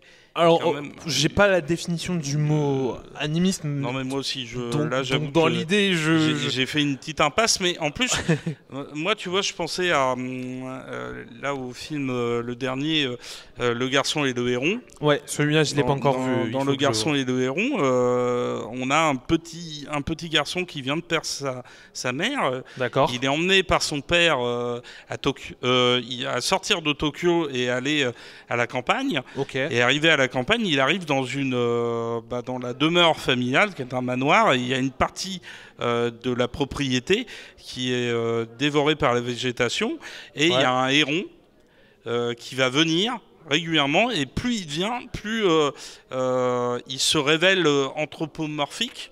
D'accord. Puisque il va commencer à parler, il va commencer à dire tu dois venir, tu dois me rejoindre, et c'est marrant parce que dans la séquence d'ouverture du film, on assiste à la mort, à l'événement qui va provoquer le décès de la maman. D'accord. Et c'est un incendie. Et on y revient plusieurs fois, et notamment à travers des rêves. Et dans ces rêves, le petit garçon entend sa mère l'appeler. Il faut que tu viennes me chercher. Et en fait, le héron utilise aussi il faut que tu viennes me chercher, il faut que tu me retrouves. Et à la fin du récit, quand finalement le personnage a réussi à passer dans le monde des morts, le héron vient le voir et lui dit maintenant, il faut oublier. Et le petit garçon dit pourquoi il faudrait que j'oublie? Parce qu'au bout d'un moment, on ne peut pas vivre attaché comme ça au deuil, à la perte. Et je trouve que, tu vois, c'est un truc hyper important. Ouais, je vois. Qu'on avait déjà plus ou moins chez Don Bluth. Hein. Mais là, tu vois, finalement, c'est encore une fois l'anthropomorphisme est localisé sur des personnages qui sont secondaires. Exact. Ouais. Et le personnage auquel tu t'attaches, la porte d'entrée dans le récit, ça reste un être humain. Et l'être humain, lui, il est, il est comme toi et moi. Et l'anthropomorphisme est là pour représenter une espèce d'émanation magique. Ouais, magique et divinatoire, finalement. Parce que là, pour le coup, le héron, ça pourrait être le passeur comme... Chéron, c'est ça? Chéron dans la mythologie grecque? C'est le passeur, tu sais... Alors, je me souvenais pas qu'il avait un nom, ce personnage de passeur, mais je vois tout à fait. Hein. C'est celui qui doit faire traverser le Styx. Oui, c'est ça, voilà. Le Styx. Oui, c'est ça, exactement. Effectivement, on retrouve ce truc-là. Et puis, une nouvelle fois, c'est le gardien du seuil, celui qui se trouve à la limite entre le frontière fantastique et le réel. Tout à fait. Et je trouve ça trop stylé. Et en plus, là-dessus, tu parlais de la mort. Et moi, ce que je trouve intéressant, c'est finalement l'anthropomorphisme. Il est là pour te parler de mort dans d'autres œuvres, mais pour t'en parler différemment. Et notamment dans tout ce qui est cartoon, donc les cours d'animation. Bibi Coyote, il y a eu Crazy Cats, il y a eu Oswald le lapin. Et Disney ensuite a fait Mickey. Et donc effectivement les Looney Tunes avec Daffy Duck, avec les plus connus, Bugs Bunny, Bunny. Tex Avery ensuite quittera la Warner pour aller à le métro Goldwyn Mayer pour faire lui-même ses propositions de cartoon. Et à chaque fois, en fait, le cartoon te met en scène des personnages qui défient la logique, qui défient la vraisemblance, exactement, qui meurent plusieurs fois, à chaque fois en plus, qui sont écrasés par des cailloux, qui explosent, et le cartoon se développe quand même dans les années 20 d'abord, enfin dans les débuts du cinéma, quand le cinéma est encore muet, et ensuite tu le trouves, il va se développer après la crise économique de 1929, qui va du coup provoquer durant toutes les années 30 de gros problèmes. Et finalement, les gens ils ont faim, les gens ils n'ont pas beaucoup d'argent, mais quand ils vont au cinéma et qu'ils voient les cartoons, il voit par exemple, tu vois, Coyote qui cherche à tout prix à attraper Bip Bip pour le bouffer. De la même façon que Herman le chasseur veut tuer Daffy Duck ou Bugs Bunny. Parce que c'est un chasseur et qu'il veut se nourrir. Il a besoin de manger. Et là-dessus, tu vois, on va jouer sur les besoins naturels et primaires des individus pour rigoler avec eux et pour leur dire non, mais vous inquiétez pas, au bout d'un moment, on va y arriver.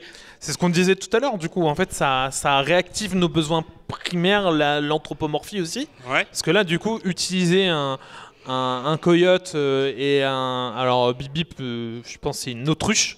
Ouais, c'est une sorte d'autruche. Hein. Je pense que c'est une autruche. Et en fait, l'idée de les utiliser pour créer la chaîne alimentaire classique et réalimenter ça sous couverture d'humour, de parodie, de choses comme ça, et de raconter toujours les mêmes histoires, c'est plutôt cool.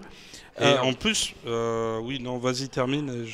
J'allais rebondir sur un autre sujet après en utilisant aussi. Parce que moi, je voulais continuer sur les cartoons, mais tu vois, je pensais à Crazy Cat de George Herriman. C'est un cartoon en noir et blanc. Et en fait, là-dedans, il y a aussi un peu des incertitudes sur incertitudes sur la sexualité. Ok. J'espère que je parlais bien dans mon micro les autres fois. Et en fait, tu retrouves ça dans un film aussi et dans des comic strips. C'est le personnage de Fritz le Cat, The Cat. Ok. Alors c'est un personnage de chat. D'accord. Qui était rotomane en fait. Et tu vois, il y a le loup de Tex Avery. Ouais, je vois très bien. C'est pareil, il était rotomane. Ok. Il a du mal à contenir ses pulsions. Ses pulsions sexuelles. D'accord. Et en fait, Tex Avery va faire une relecture, par exemple, de... comment ça s'appelle Le Petit Chaperon Rouge. Ah, ok. Intéressant. Et du coup, ça me donne envie de rebondir. Je vais te laisser finir, je pense, sur les cartoons. Et je vais essayer de rebondir après sur les rotomanes. Faut que j'essaie d'y repenser. Ok. Non, mais après, ce que je voulais dire aussi, c'est que t'as Wallace et Gromit. Ouais. Et dans Wallace et Gromit, moi, ce que je trouve d'intéressant, c'est que finalement, Wallace, c'est l'homme, et Gromit, c'est le chien. Et Gromit, souvent, quand il arrive des pépins dans leur vie là, de célibataires qui vivent en colocation, et l'un est un inventeur, l'autre le suit partout et essaye de rattraper ses gaffes. Littéralement, en fait, le chien, il est là constamment, en fait, pour détecter ce qui ne va pas. Ouais. Et pour deviner en fait avant une catastrophe potentielle. Avant Wallace ce qui va se passer. Okay. Ce que je trouve intéressant, c'est que ça veut dire aussi quelque chose sur le fait qu'on aurait du mal des fois à écouter la nature, tu vois. Ah oui, intéressant. Moi, du coup, tu vois, ça me fait rebondir sur l'idée que ça peut être un Jiminy Cricket, Wallace. Parce que Jiminy Cricket, c'est ta conscience et tout, mais c'est aussi la nature qui te reparle et qui te dit, mais regarde, faire ça, c'est mal, machin. Parce que ta nature profonde, c'est qu'il faut pas faire ça comme ça, tu vois. Et je trouve ça intéressant, la vision que tu as eue. Et là-dessus, je voulais quand même parler d'un film live qu'on aime tous les deux, qui s'appelle La Souris. J'ai plus le nom du réalisateur, mais ça raconte l'histoire de deux frères qui héritent à la mort de leur père d'une vieille baraque. Et dans la vieille baraque, il va y avoir une souris. Qui va leur faire perdre la tête. Et tout à fait. Et là, ce qui est intéressant, c'est que finalement, l'anthropomorphisme... c'était juste pour réinsister là-dessus, mais c'est là pour développer en fait une sorte de puissance, tu sais, dans le fait de casser, dans le fait de détruire, dans le fait de retourner ton environnement et de le saccager. Et là, le plus drôle, c'est que on pourrait presque dire que en fait, le plus humain des trois personnages, c'est la souris. Parce que les deux autres sont juste focus sur il faut que je détruise cette putain de souris. Je veux... Pardon, j'ai un gros mot. Pardon les enfants. C'est pas grave. Mais, moi aussi j'en ai dit tout à l'heure, je crois que j'ai dit CON. Mais dans l'idée, c'est... voilà, il y a les...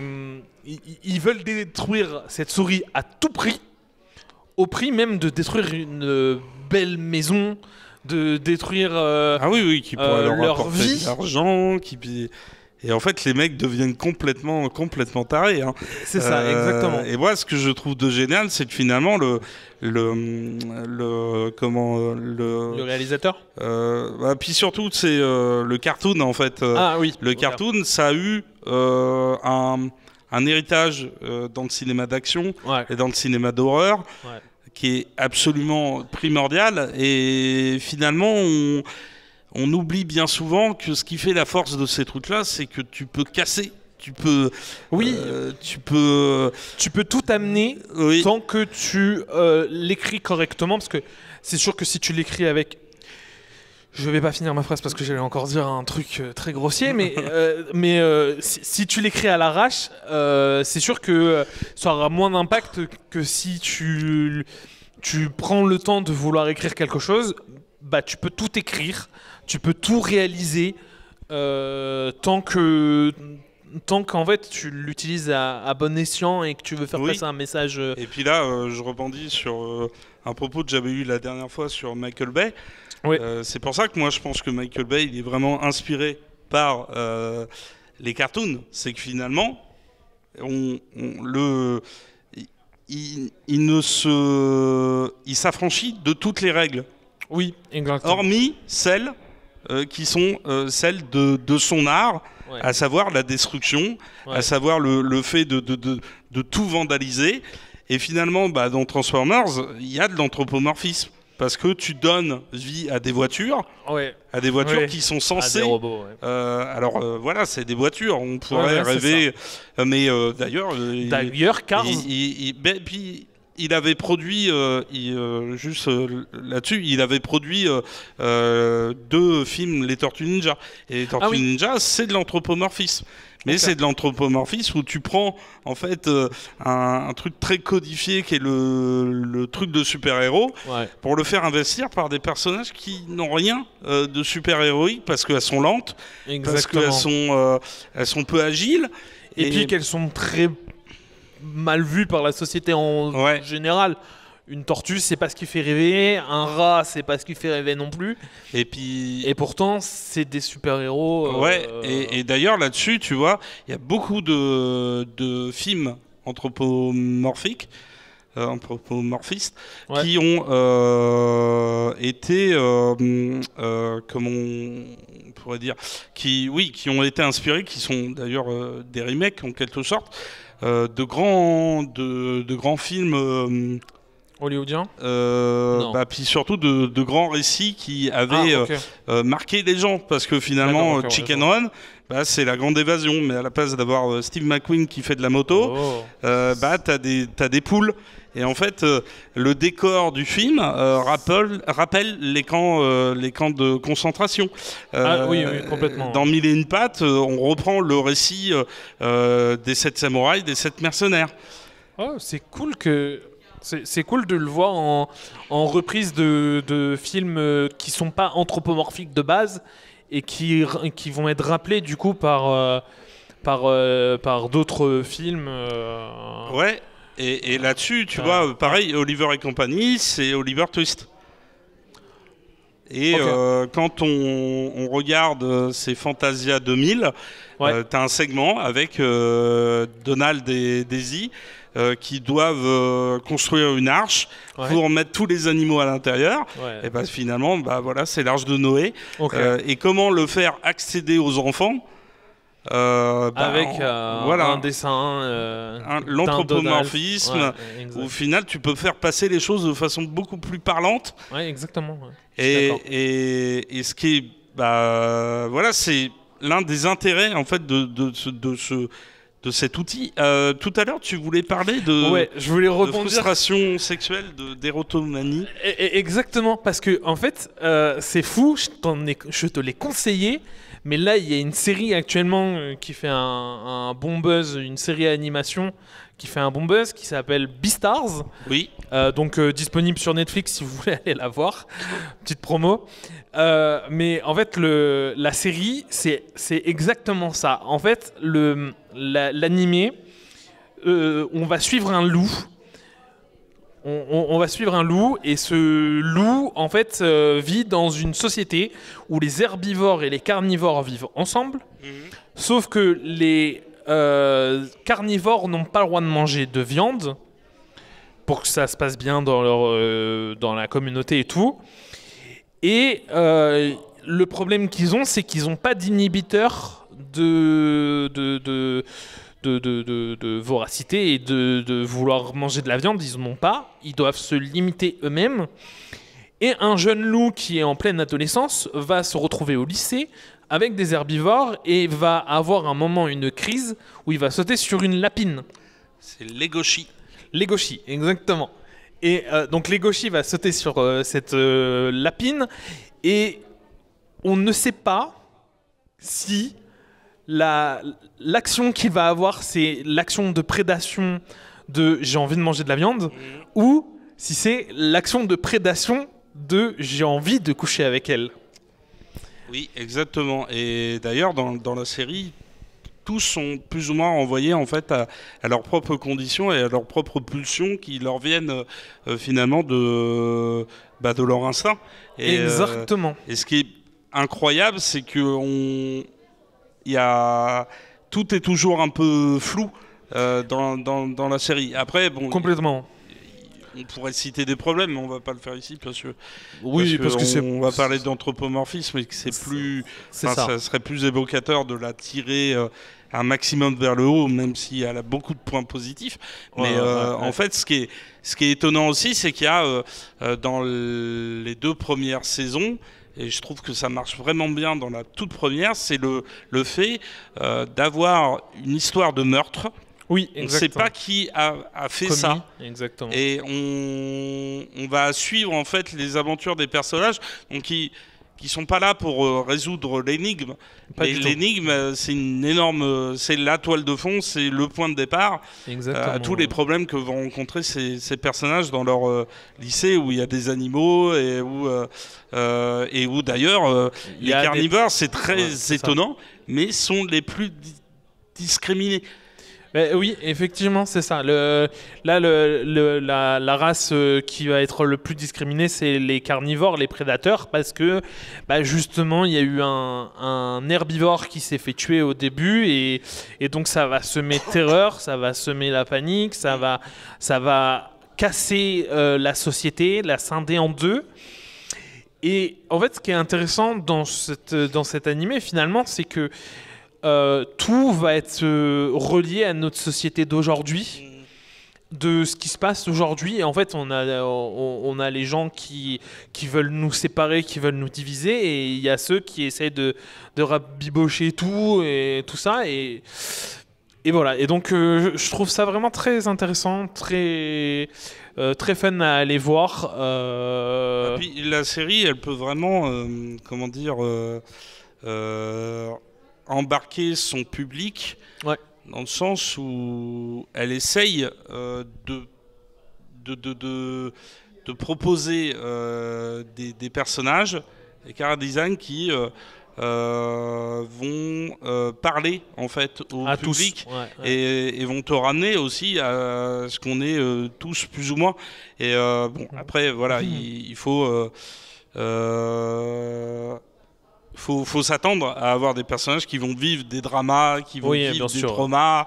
Donc, on reste dans un animé japonais. Donc c'est très axé là-dessus, mais c'est super fort parce que justement, il y a l'anthropomorphisme au centre du récit et que l'anthropomorphisme est là pour te dire voilà, les frustrations, on en a tous. Exactement. On est tous traversés par ça. Ça ne veut pas forcément dire qu'on est mauvais. Mais voilà, c'est assez particulier parce que l'un des points les plus intéressants de la deuxième saison, c'est le fait que c'est qu'on essaye de justifier en fait le fait de dévorer quelqu'un.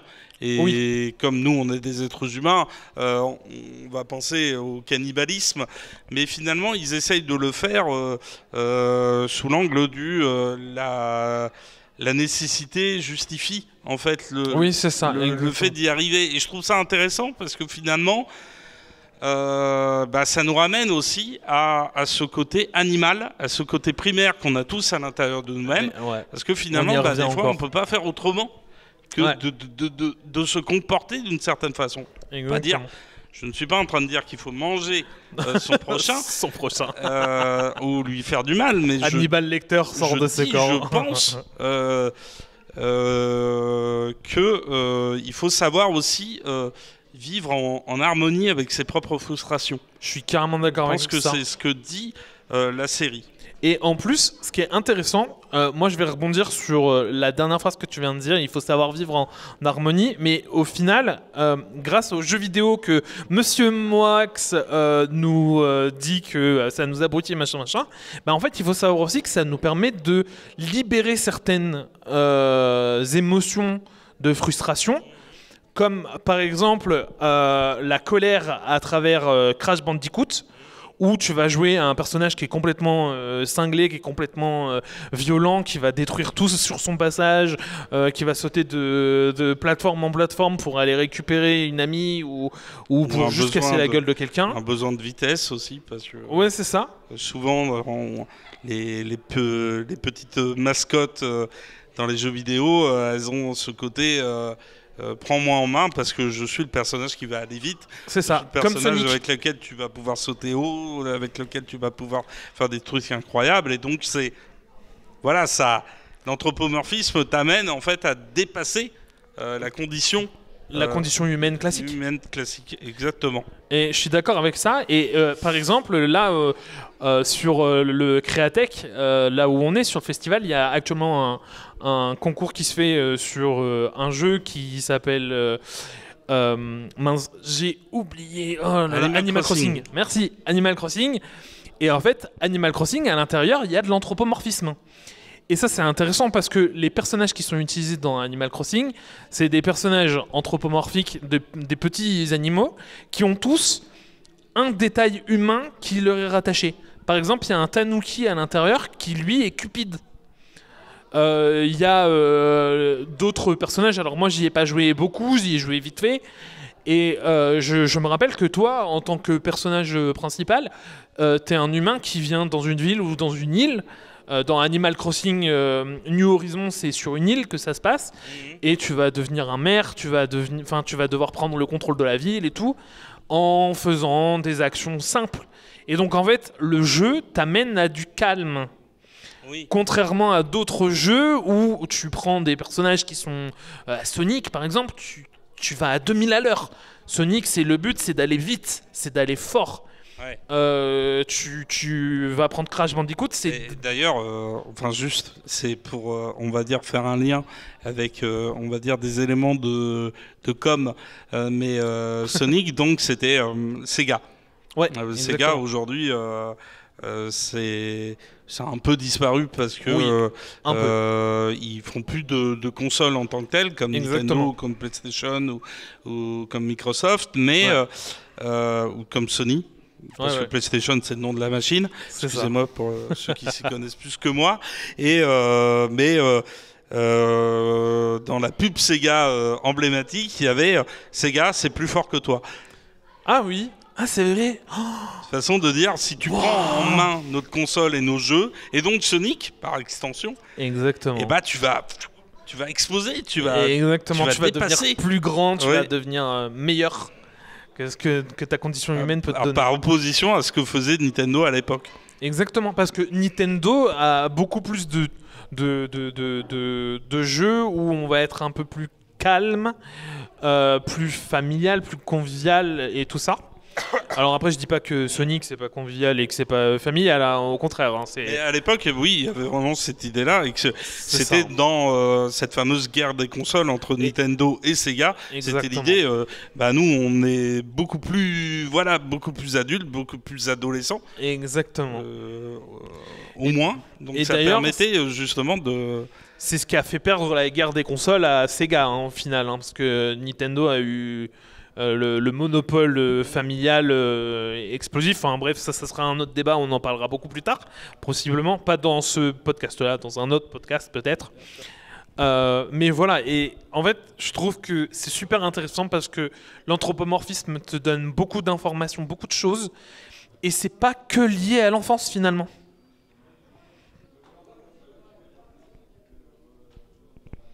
Oui. Voilà. Donc, bien sûr. Je trouve ça plutôt pas mal. Est-ce que on clôturerait pas là et on ferait nos recommandations ? Alors non. T'as d'autres choses à dire encore ? Je voulais quand même parler, tu vois, de déterminisme social et d'écologie.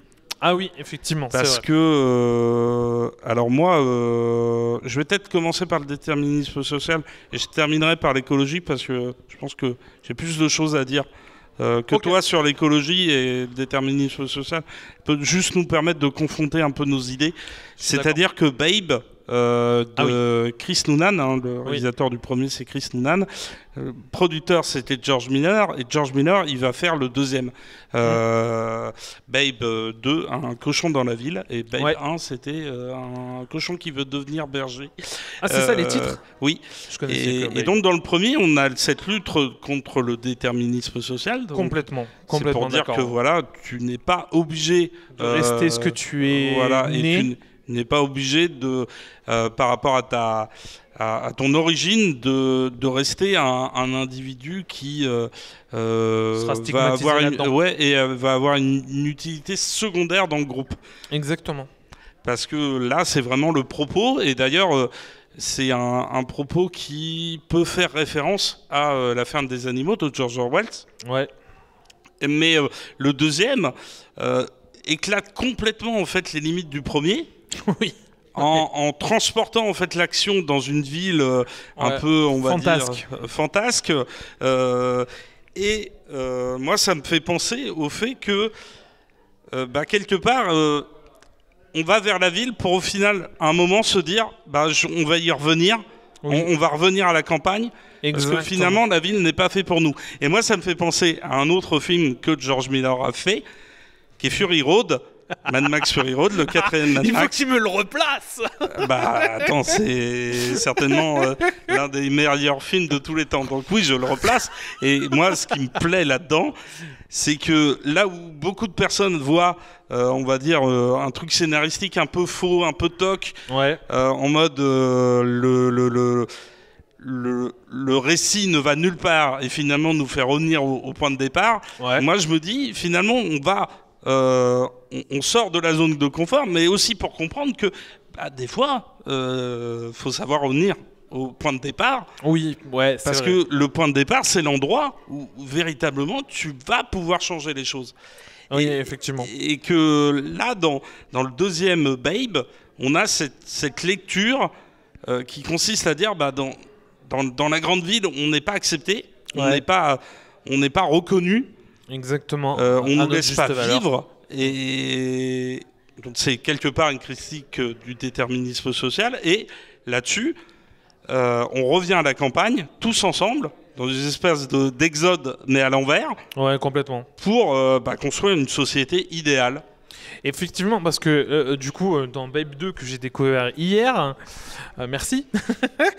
En fait, le personnage principal, donc Babe, va se retrouver dans une ville où lui, il a aucun principe, mais il a cette idée de devenir un peu un héros, de vouloir protéger sa maîtresse et son maître pour garder son confort de la ferme. Oui. Là où lui va pouvoir exceller dans son domaine de cochon berger.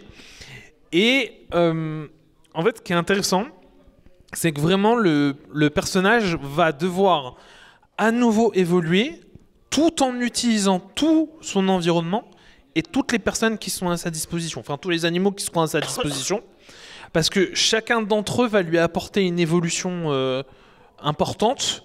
On a le retour de loi, enfin du canard, Ferdinand. Ferdinand, oui. Ferdinand le canard, qui est son meilleur ami, enfin qui se considère comme le meilleur ami de Babe, et donc son retour en fin de film apporte la touche finale de Babe s'est réaccompli, même si il n'était pas bien vu dans la ville. En fait, il s'est réaccompli totalement, et il a réussi à créer de nouveaux liens, de nouvelles choses, parce que finalement, le cochon de berger, c'était ce qu'il voulait. C'était créer des liens, créer de la... Exactement, ouais, tout à fait. Et en plus, tu vois, c'est rigolo parce qu'au début, pourquoi ils partent vers la ville? Parce que le fermier, Monsieur Guette, tombe, fait une chute, ça. Et il est alité. Il ne peut pas travailler, donc la ferme ne dégage plus d'argent. Donc il faut partir pour aller trouver une source d'argent. Et c'est rigolo parce que au moment où ils prennent la décision, ils insistent beaucoup dessus.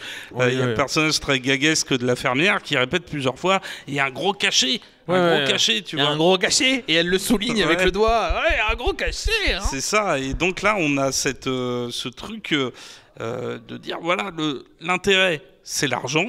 Et finalement, au bout du récit, tu te rends compte que c'est pas l'argent qui a été le plus important à gagner. C'est d'avoir accroché, en fait, tous ces personnages très différents, très multiples, très diversifiés, et... ce qui est rigolo, c'est par rapport au premier film, on n'est plus du tout sur un bestiaire essentiellement agricole, essentiellement fermier, mais qu'on a des chimpanzés. Là, on est vraiment sur du zoo complet. C'est ça. On a vraiment tous les... Il y a différentes races de chiens aussi. Exactement, c'est ça. C'est ce que je voulais dire, en fait, mais j'arrive pas à trouver le mot, c'est un peu gênant, tant pis. Oui, en gros, c'est le principe, c'est d'avoir réuni toutes les races de chats, toutes les races de chiens, d'avoir ramené des chimpanzés, un orang-outan, d'avoir d'ailleurs banger, parce que merci à la voix française de l'orang-outan, c'est la voix française de Robin Williams, donc merci à toi, parce que tu nous as fait découvrir des choses quand on était jeunes.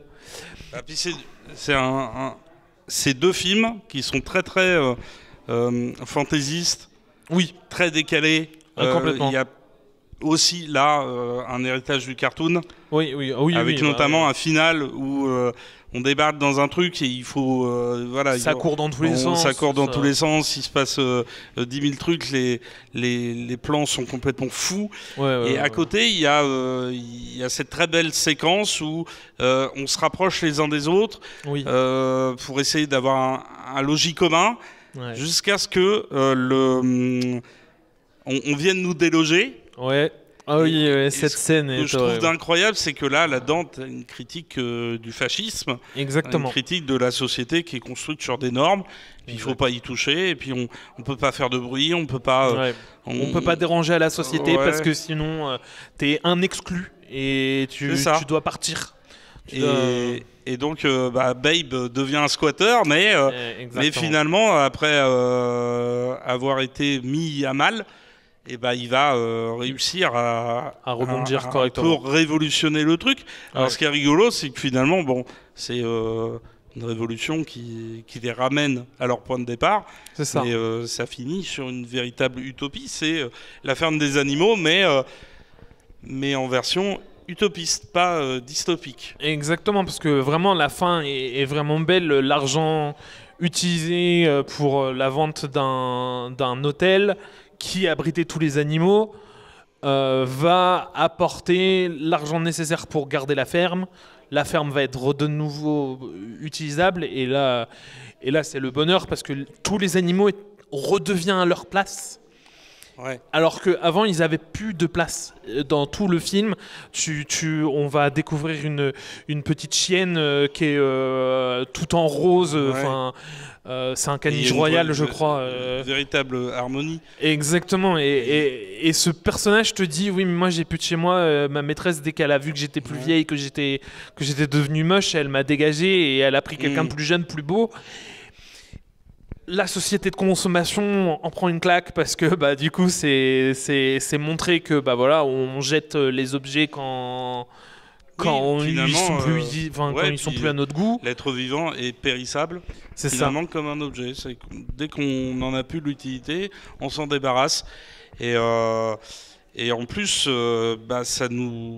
ça nous éclaire sur notre propre condition d'être humain, parce que c'est vrai que cette séquence où ils sont dégagés de leur petite maison, elle est horrible, cette séquence. Et elle est terrifiante parce que et là encore une fois, tu as cette espèce de truc qui était présent chez Don Bluth par exemple, et de dire je m'adresse aux enfants, donc c'est fantaisiste. T'es dans le rêve, t'es dans quelque chose où on se permet de signifier qu'un personnage est en train de mourir, juste en passant au monde des morts, mais dans une vision totalement idyllique. Et moi, ce que je trouve incroyable, c'est que là-dessus, le gars te place quand même des personnages qui sont ultra menaçants. Moi, la confrontation entre le gars de la fourrière et puis le singe, avec l'orang-outan. En mode ça va bien se passer si tu coopères, si tu te comportes normalement. Moi, je l'ai... On le vit mal parce que en plus, la scène qui précède juste cette parole, c'est que le singe se fait capturer, sauf qu'il tenait un bocal avec un poisson. Oui. Et le bocal tombe, le poisson est en train d'agoniser, et il dit de l'eau, de l'eau, de l'eau. Et toi, t'es là en mode... Et puis tu vois que tout le monde se fait attraper par un personnage qui le remet à l'eau. Ouais, c'est ça. Alors il se fait pas en plus rattraper tout de suite, il se fait rattraper lentement après, parce que il y a quelques images qui se passent entre deux où tu sens qu'en fait ils vont abandonner le poisson, et toi t'es là en mode non mais le poisson, il va mourir, le poisson, laissez-le pas mourir. Et au final t'as quand même un bon dénouement sur une touche d'humour en plus. Tout à fait. Voilà, mais c'est vrai que la scène est très forte, très chargée d'émotions, de peur. Et puis encore une fois, c'est un récit qui est simple en apparence, mais qui est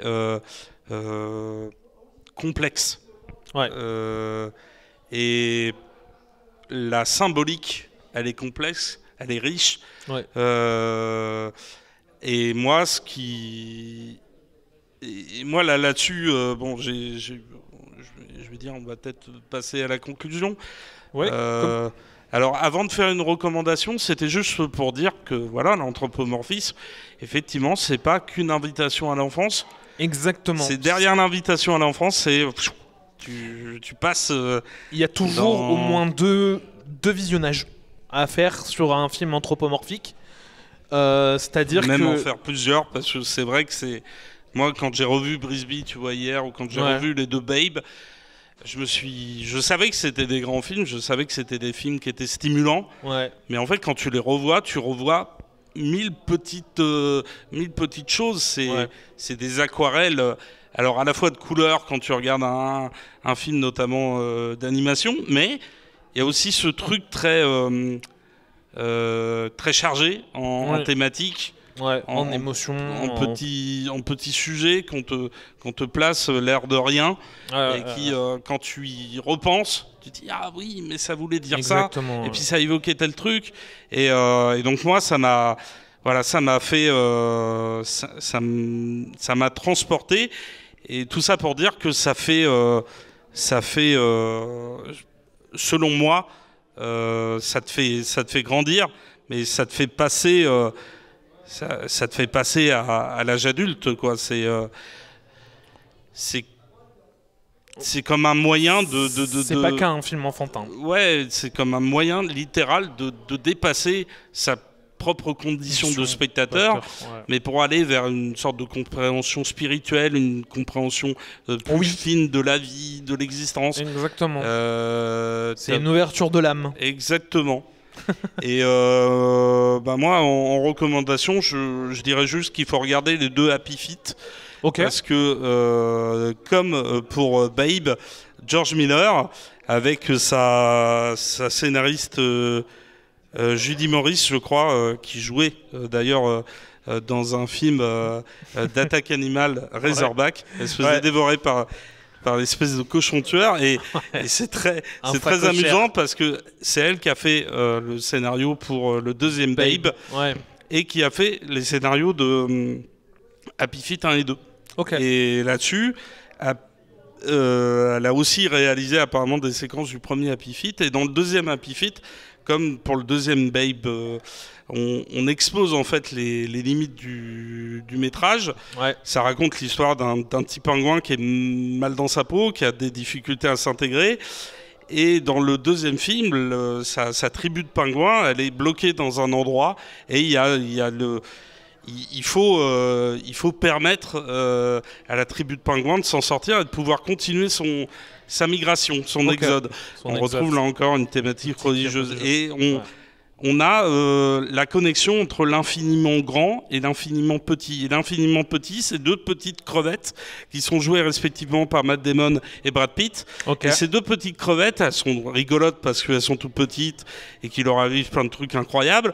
Mais il y a aussi cette idée que finalement, pour que l'infiniment grand s'en sorte, il faut aussi que l'infiniment petit puisse venir donner le tout petit coup de patte qui va permettre de débloquer la situation pour permettre à l'infiniment grand de s'en sortir. Donc voilà, il faut regarder ça. En plus, c'est pensé comme de la comédie musicale. Effectivement, c'est vrai. Il y a plein de chansons. C'est hyper stimulant. De la danse oui, il y a de la danse, il y a des numéros de claquettes qui ont été chorégraphiés par les plus grands chorégraphes, par les plus grands spécialistes en claquettes. Donc c'est ébouriffant. Et en plus, ça pourra donner aux plus jeunes peut-être l'envie de découvrir le cinéma de George Miller. Et moi, je pense que c'est un cinéma riche en émotions et en symboliques diverses et variées, qui transcendent en fait les genres dans lesquels il se développe, parce que il a fait du cinéma d'action, il a fait de la comédie musicale, il a fait du film d'animation, mais à chaque fois, c'est pour parler de l'être humain. Et ça, c'est comme l'anthropomorphisme, finalement. Oui, c'est ça, à travers plusieurs arts différents. Et ça, je trouve ça trop cool. Moi, de mon côté, je vais faire une petite recommandation aussi. On va faire une recommandation sur un jeu vidéo qui s'appelle Stray. Et en fait, le jeu a été développé par Blue 12 Studio. Il est sorti sur toutes les plateformes de jeu, sauf sur Wii, voilà, sauf sur Nintendo, dans mes souvenirs. On va y incarner un chat qui essaye de retrouver son chemin qu'il a perdu après avoir perdu aussi ses compagnons de route, ses autres potes chats. Et en fait, sur sa route, il va découvrir un petit drone qu'il va réactiver. Et ce petit drone s'appelle B12. Et il va lui proposer son aide pour retraverser une ville complètement déserte d'humains, abandonnée par tout ce qui est organique quasiment. Il ne reste plus que des plantes, des choses comme ça. Alors, je sais que c'est des trucs organiques, les plantes, mais dans l'idée, les humains n'y existent plus, les animaux n'y existent plus. C'est contrôlé par des robots qui ont réussi à prendre leur indépendance de l'humanité. Voilà. Et du coup, c'est vraiment très sympa. C'est un jeu d'aventure. Il y a des petites choses supplémentaires que je voulais ajouter. Déjà, le graphisme, le style graphique, il est juste exceptionnel. Très clairement, on est vraiment sur du niveau de Black Myth Wukong ou des trucs même encore au-dessus, comme du Naughty Dog. Il a été comparé à du Naughty Dog, donc c'est vraiment cool. Et donc les Naughty Dog, c'est The Last of Us. Et il a été aussi comparé à du Miyazaki. Donc ça pèse un peu dans le game, je trouve. Voilà, et puis voilà, je vous invite à foncer, à découvrir tout ça, parce que c'est des trucs géniaux. Voilà, donc Ouais, bah exactement. Il faudra redécouvrir tout ce dont on vous a parlé. Alors après, on postera l'enregistrement audio, la captation vidéo, avec une description où il y aura toutes les refs. Il n'y a pas de problème. Là-dessus, vous pouvez nous retrouver aussi sur... J'arrête de faire je sais. Mais le truc, c'est qu'on va se revoir au mois de mars. Exactement. On ne sait pas encore pourquoi. Quand exactement, mais on vous retrouvera bien. Voilà, on va vous retrouver. On va essayer de poster régulièrement sur Instagram. Donc il ne faut pas hésiter à nous retrouver sur Instagram. Instagram, Facebook, sur YouTube, Spotify. Sur vos réseaux sociaux. Et en même temps, effectivement, sur YouTube, Spotify. Et partager un maximum. Toutes les bonnes applis de podcast et effectivement partager maximum et en essayant de parler aussi parce que ça peut vraiment être cool. Oh, mais carrément, ça a été trop bien de pouvoir parler avec vous et tout ça. Exactement. Donc voilà. Bisous de nous. Bisous de nous. Et à la prochaine. À la revoyure. À la revoyure.